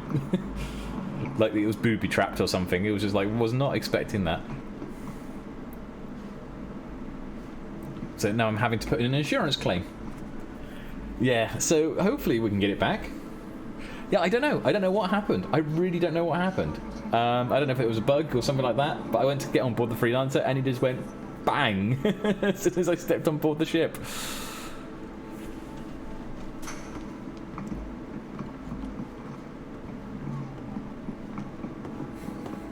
So yeah, now I've had to put an insurance claim to get a new one. This is one of the things I was saying a bit ago about the game, is that you actually put insurance claims in for your ships when they blow up. So you can't get your ship back straight away. You've got to put an insurance claim in, which is also important to make sure that you keep your insurance. I have no idea. I think it's an in-game bug more than anything else. I don't think it was we were in a hangar, so I don't think another player could have done it. So yeah, I think it's an in-game surprise, but I think it's an in-game bug surprise rather than it was actually meant to happen. As far as I know. Obey all security and customs personnel at all times. Their job is your safety. Wasn't say dices. You sure you're not stream sniping me? This is, I mean, especially as this gameplay is developing in this, I mean, this is definitely a game to play with multiple people. We're talking about some of the bigger ships earlier on. Yeah, this time. We were talking about some of the bigger ships earlier on, about like all these big ships and everything else that cost a lot of money and cost a bit to get, but they're also multi-crew ships. So those sort of ships are the sort of things where you can get a couple of friends, you know, you only need like one of you to own the ship, and then the rest of you can come and jump on the ship and man the different parts of it, you know, and there's some big ships in the game, you know, some really big ships. I mean, all I've shown you so far are small ships. Oh, it's come back now. Let's retrieve that. Let's see if it blows up this time. Which hangar are you going to put us into this time? That's the same hangar. I'm very suspicious about this. I wonder if it's going to blow up. I'm not going to use the back door this time. I'll use the side door. See if that is any better. See if we have any more luck from the side.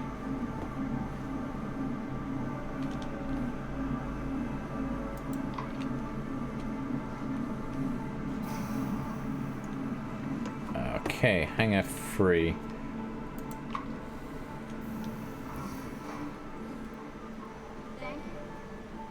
There's some great crew roleplay opportunities. Yeah, absolutely. Have you seen, what was the one they have? The Carrack. I'm not so keen on the Carrack's exterior design, but the interior design of it is really, like, set up for roleplay. Like, it is, and so is, like, the Connie and stuff like that. Some of the ships are really, like, proper roleplay opportunities. So, yeah, this is my Freelancer. A pretty cool vessel. But, yeah, I went in through the back door, which is the back hatch there, and as soon as I stepped on board, it went boom. So the tofu in this salad is so good, very well seasoned and soaking up the dressing nicely. Oh, nice. Tofu's very hard to get right. Let's see if it blows up this time if I come in through the side door. You gonna let me in?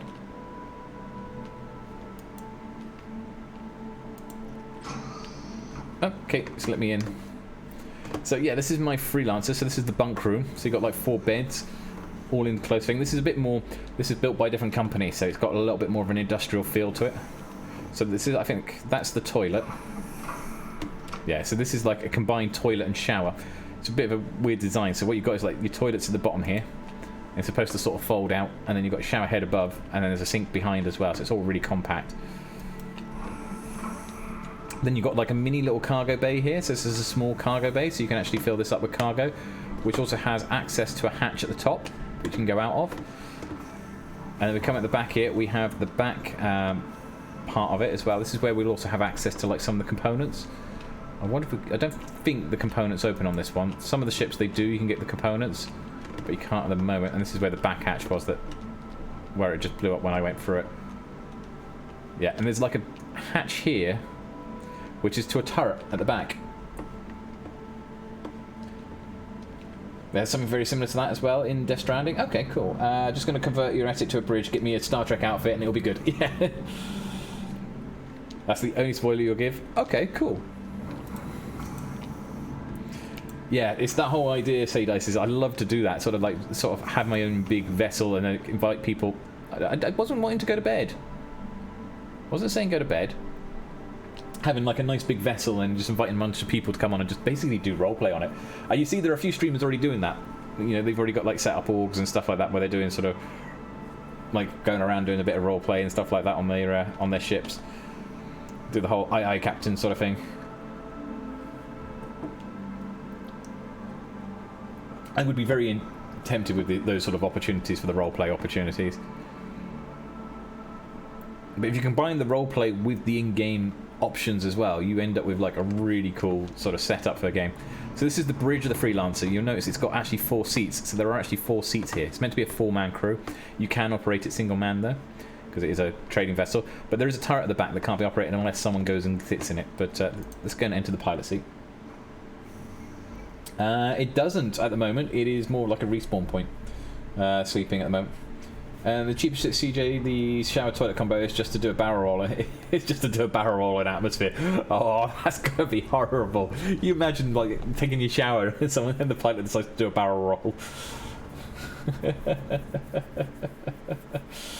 Yeah, so I don't think there is any perks at the moment to sleeping. They may do eventually, but it's not at the moment. Right, okay, let's power up.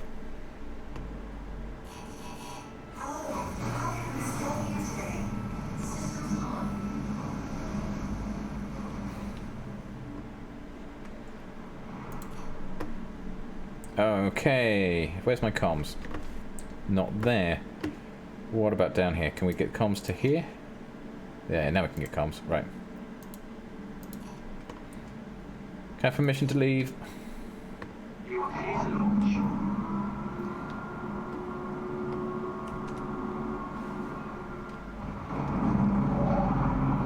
Right. First thing we need to do is bring the ship up as straight as possible.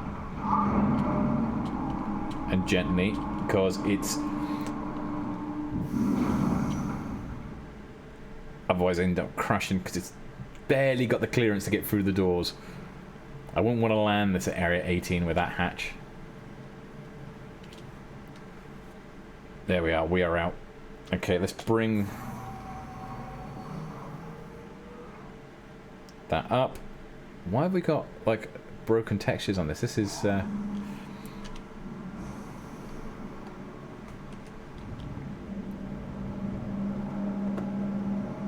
Right, there should be a way out here. Here we are, there we go, cool.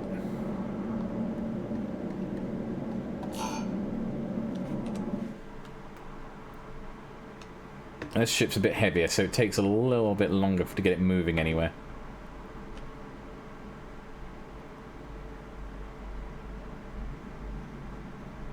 You can see us sort of sitting in the front seat here. This is the other nice thing about this. It has like its own local physics grid, so the gravity is set to the ship, even though we're going up at this angle. But you could, if other people are on this ship were walking around as I was looking in like this, you would see them walking around inside the ship. Remember the boat? I remember the boat we had up north had a toilet shower combo. You had to pretty much sit on the toilet if you wanted to shower. Wow. I've never tried anything like that. I need to hide my rice quake so DrakenGameworks can't see it from space. It sounds like a nice rice cake. Rice cake and cheese. Good way of doing it. Good combination. Right, we're not quite up to altitude yet.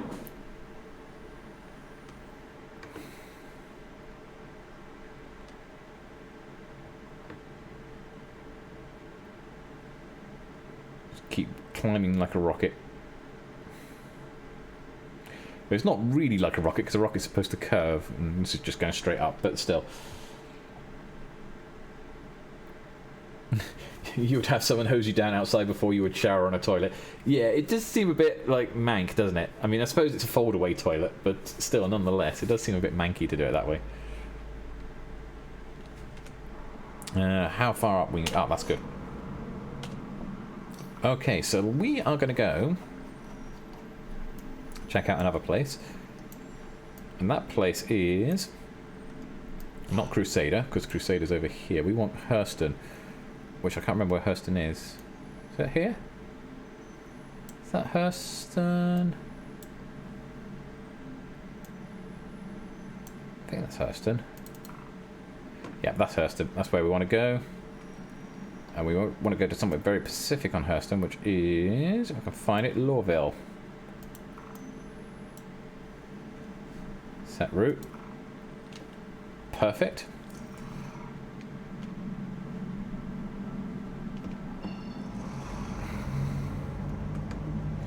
You can see that the field of view from the front of the ship is actually a lot more limited than the last one. It is very much like an industrial cargo vessel. No, I didn't mean to turn the engine off. I wanted the engine spooled. Come on. Ping the shower becomes more acceptable though on the plus side. True.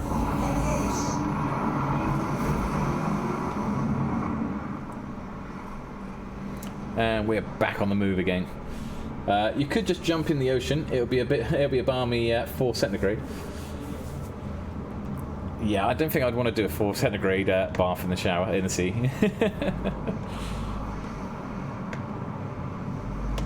So where did I see that broken? Oh, it's not a broken texture. Is that meant to be like that? Is it like an extra module on the top they've built now? I don't remember that being there before.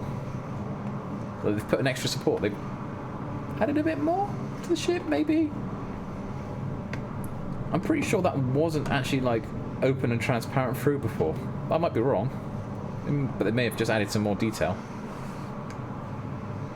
And why does it look like our front landing gear hasn't retracted properly? I think the Freelancers have got a bit buggy again. The blue lights there looks nice. I've been always talking about Alaska. Yeah, that could be very cold. You wouldn't catch me jumping in the ocean in Alaska. I mean, you wouldn't catch me jumping in the ocean here. Mine in Alaska.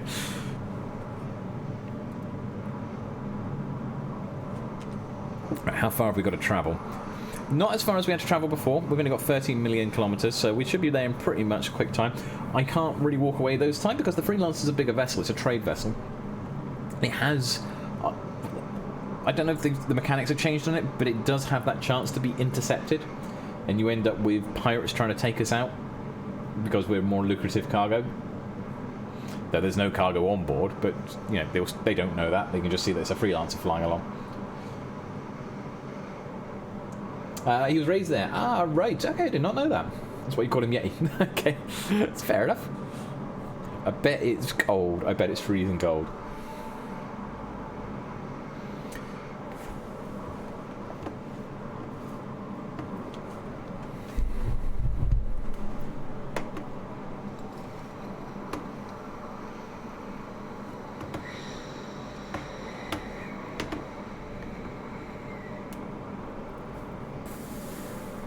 Still concerned about the front landing gear, that it hasn't retracted properly. That just looks like it's got a problem. There have been a few bugs with the Freelancer before. Like the side door was a bit problematic. You couldn't. Sometimes you go and get on the ladder on the Freelancer's side door, and you'll end up on the roof of the Freelancer. But this ship does remind me a little bit of the from Red Dwarf.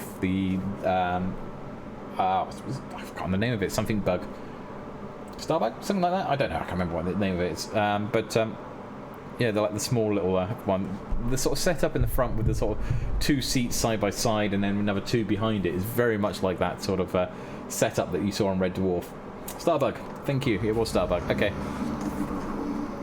Yeah, but you think about how the seats are like behind each other, and the setup on the Freelancer is pretty much identical to that. If we sort of look around here, this is the sort of pilot seat. There's one beside us, and then behind us is another 2 seats. It kind of reminds me of that.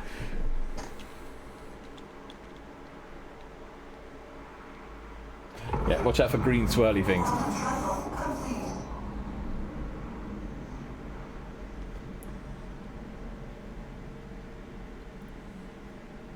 Right, wait for the cooldown. Should be nearing it. Yeah, another 3 seconds. There we are, cooldown's done.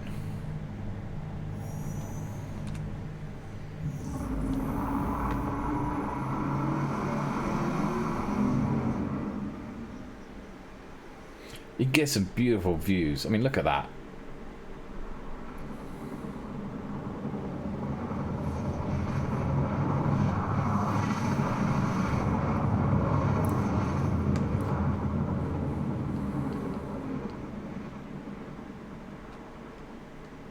And that big thing in the centre there, that which we saw from space, is a huge building.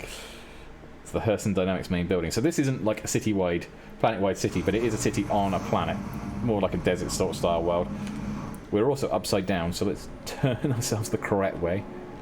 Now the Starport is just in front of the building that's down there. This is one of those things with this game as well. It's also about knowing where things are.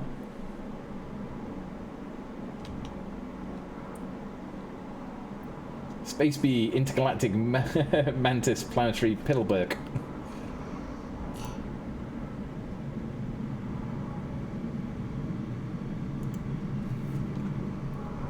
Okay, it's coming into the land. What I think I'll do is I'll bring this in. I'm going to have a look at... There's a nice Starport shipyard here, so we're going to check those out. I think we'll end the stream after checking out the Starport. But I wanted to be able to sort of show you guys some of the big ships that are around. So we're going to check those out first as we get down to there. We've been streaming for about 3 hours actually. I normally stream between 2 and 3 hours, but this ship just takes forever to get down there. Oh, it's because I've also restricted the speed. It does have a fight. Sort of speed it up a little bit. Well, it's a big ship. You've got to be careful. Like every ship handles differently, so you can get away with going faster in certain ships that have better brakes. Okay, we've received a contact. That's another flare ship over there, I hope. But it's got a red, so it means he's probably got a crime stat. That's a bit worrying. But there's also a white cursor there. So that means that's a good guy. Or someone who's alright. Right, let's do as it says there. Let's contact air traffic control.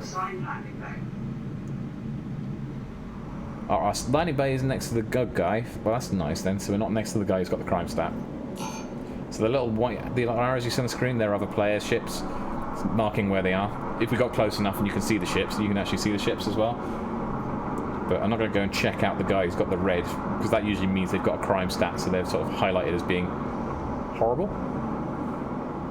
Right, coming over the top of the sign. These signs are sort of hovering over the airport. Let's say airport. Oh look, as we're coming down, I think someone's landing pad's about to open. Though his landing bay seems to be slowly opening. Should we see what's coming out? Ah, that's a Mercury Star Runner. You see him take him off? So that's another player in his ship. And there's someone else in another ship just about to take off as well, just ahead of us. In fact, actually in the two there. Someone's in the larger hangar, so that's probably something like a Carrack or something that's about to take off. It's pretty cool. But we're just bringing ourselves into land. Let's put down our undercarriage.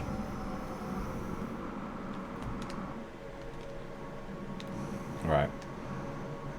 Let's straighten out a little bit. And then, let's see this from above.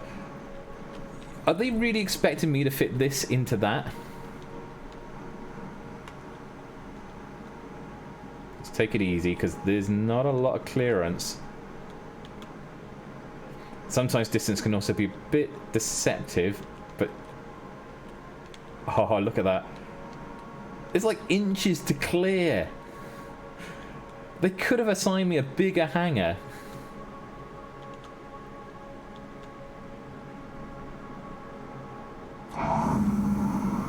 Perfect. Perfect, look at that.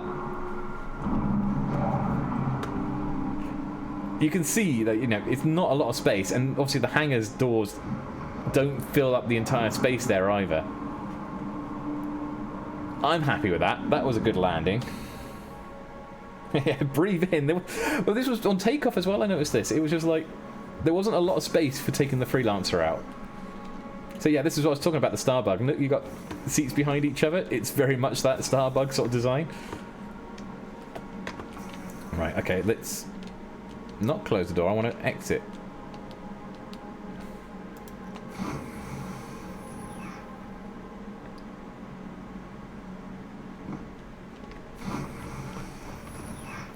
Here we are. There's a good ship. Cool, cool, cool. Right, okay, arrival. So we need to go get over to this shipyard thing. Cool, the elevator. Tesla spaceport. So yeah, I'd like to get some bigger ships in this and get a few people together playing it together, because it would be really cool just to sort of fly around in the big sort of ships and everything. I see some of the sort of videos and streams that other people do sometimes when they've got multiple people around. We sort of all jump on Discord together and stuff. Well, you can actually, it's got an in-game comm system, so you wouldn't even actually need to do that. Right, where are we going? I'm going to probably need a tram. We're not going to interplanetary. No, these are actually... No, they're international flights. We're not even doing that. We're going this way. Let's store our ship. Would be a good idea. Rather than leaving it around. I own one of those. It's the M50.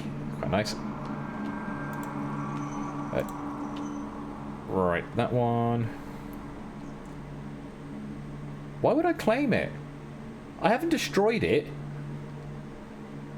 Fine, I'm not claiming it. I'm not putting a claim in for something that I haven't even destroyed. Right. I think... Yeah, so it's here. New deal. So this... Oh, no, they're not there. Oh, no, the hammerhead's not there. They've taken the hammerhead away. The Connie's still there, but the hammerhead's missing. There used to be a hammerhead part here. Oh, they've changed this. There's like a whole structure coming up over the top of it. But we can go and check out some of the stuff still there. It's still got the Connie. We can still see what that's like. So that's the Origin M50. It's a nice little ship. That's the Prospector. I own one of these. This is built by the same company that's just built the Freelancer. We can actually go inside these and check these out actually as well. If it lets me enter the ship.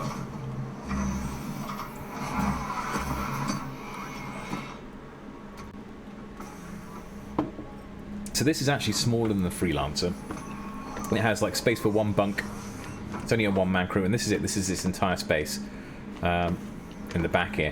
And then you've got toilet there, and then you've got... Okay, this is in here. This is the bridge. Now it's got quite a nice big open view with this like nice seat here. It's because it's a mining vessel. Okay, yeah, put the ship to storage. That's better. That's what I was trying to do a minute ago.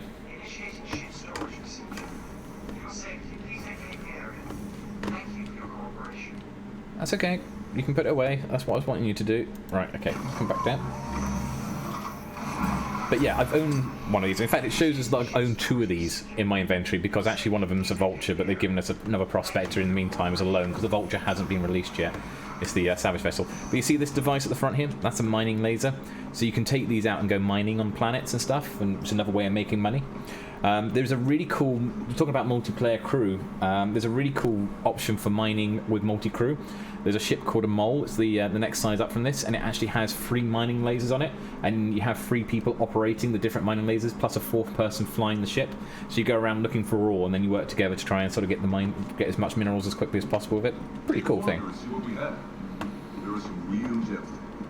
So there's another one of Origin's vessels. Again, it's this is like a 2-seater, I think, if I remember rightly. There's like 2 side-by-side seats on that one. This is like a starter vessel. This is the Aurora. So like the hatches at the side here. It's very small. VMT. Enter into it. So you got like, there's the seat. And then normally there's a bed back here. That's like tucked into the body. But it's tiny. But you can do cargo missions in that again, so you can put a couple of boxes in the back there if you wanted to, but not many. So that's that one. Has this got a... Take a wander and see what we have. That's what I'm doing, mate. See what have we got. What ships are available in here? Let's take a look. Retrieving data. Taking its time.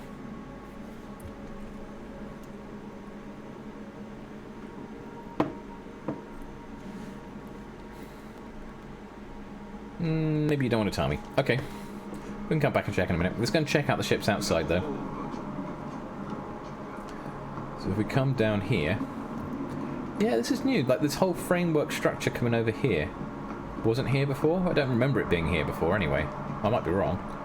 But this space here used to have a hammerhead here, which would have been awesome to go and check out, because they're a massive ship.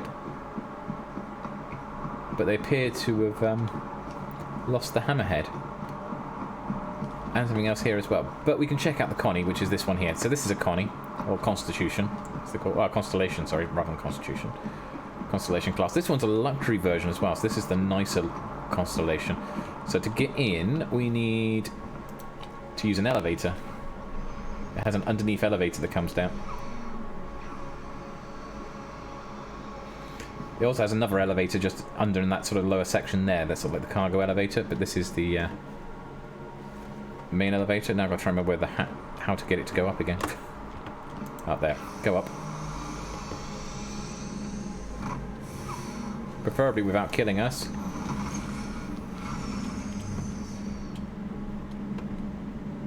Well, that didn't go too well. And the lights are off, which doesn't make it easier either to see around here, actually. But this is the bridge.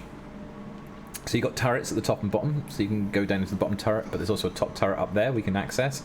You sort of activate it and it brings the seat down. You can jump into them, so you've got multi-crew there. You've got 3 seats at the front here for the crew, with this awesome window at the front here for looking out. It's pretty cool. I'm not sure which one this is, actually. I don't think this is the luxury one. Now, this is normally the crew quarters. It's normally better lit than this, but it's a bit odd. There's normally like a couple of bunks. You can just about make them out here. That's the bunks and everything else. Then we come through to here. Yeah, this is the luxury version. So this version of vessel is normally like a cargo vessel. So this back bit is normally like all sort of cargo and stuff. But this particular version is actually converted over for luxury use. So the cargo bay is not particularly big, but instead has been replaced by like luxury sort of points. So we got like little passenger cabins here. So there's like a bed here with a fish tank. There's another one over here as well, I believe. Another bed and a fish tank as well. Sort of like almost an executive private version. And we've got like passenger seats here with big windows so we can sort of look out as we're flying along. There's another 4 seats here so you can sort of sit down at the table here. Looks like someone's been playing cards. Then of course the most important thing you have on a ship, you've got your bar. So there's actually a bar on this ship. And then you've got a few more, like a table here as well, like people can gather around. This is your hot tub. It's very swanky. Very, very swanky. So there's a little hot tub even built in here. Now, you normally can seal it over, but I don't know where the cover is on this one. Now these are normally access panels for... I think we still can access them, yeah. So this is where you get access to the components inside the ship. Like, they've got little access panels there.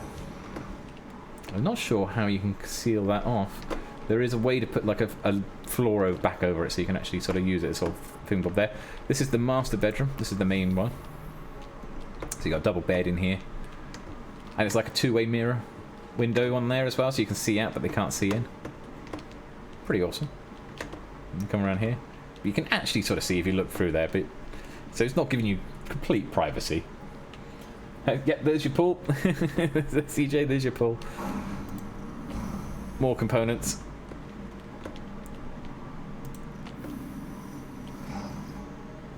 Oh, that's the door at the back. Right, okay. Now this is going through. This isn't the cargo bay. This is what we were talking about.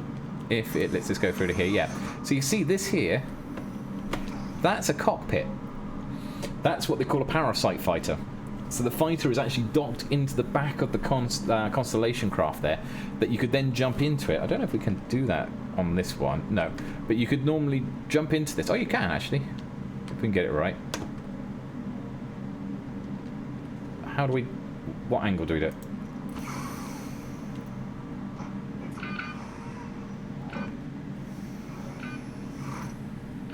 Yeah, it's pretty cool.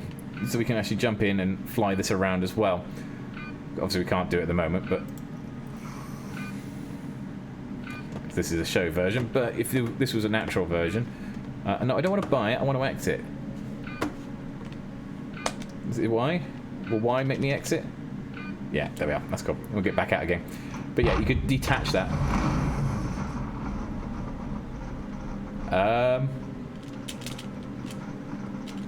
Where I ended up.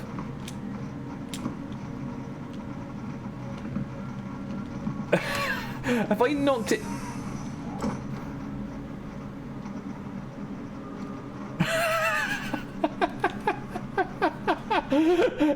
No getting out until you buy it. I think I dislodged the parasite fighter on the show vessel. Why does it put us up in the harbour? This is the space station in orbit as well. That's mad. Well, on that note, and on that bombshell, as they say. Normally, there's that parasite fight. I was going to show you at the back where the parasite fight was, but it seemed to dislodge itself and it sort of killed it. I think they're going to make you buy that now. Yeah, because I damaged it now. Buy or die, not ride or die. Yeah. Oh, that's amazing. That was great. Right. Let's unequip that.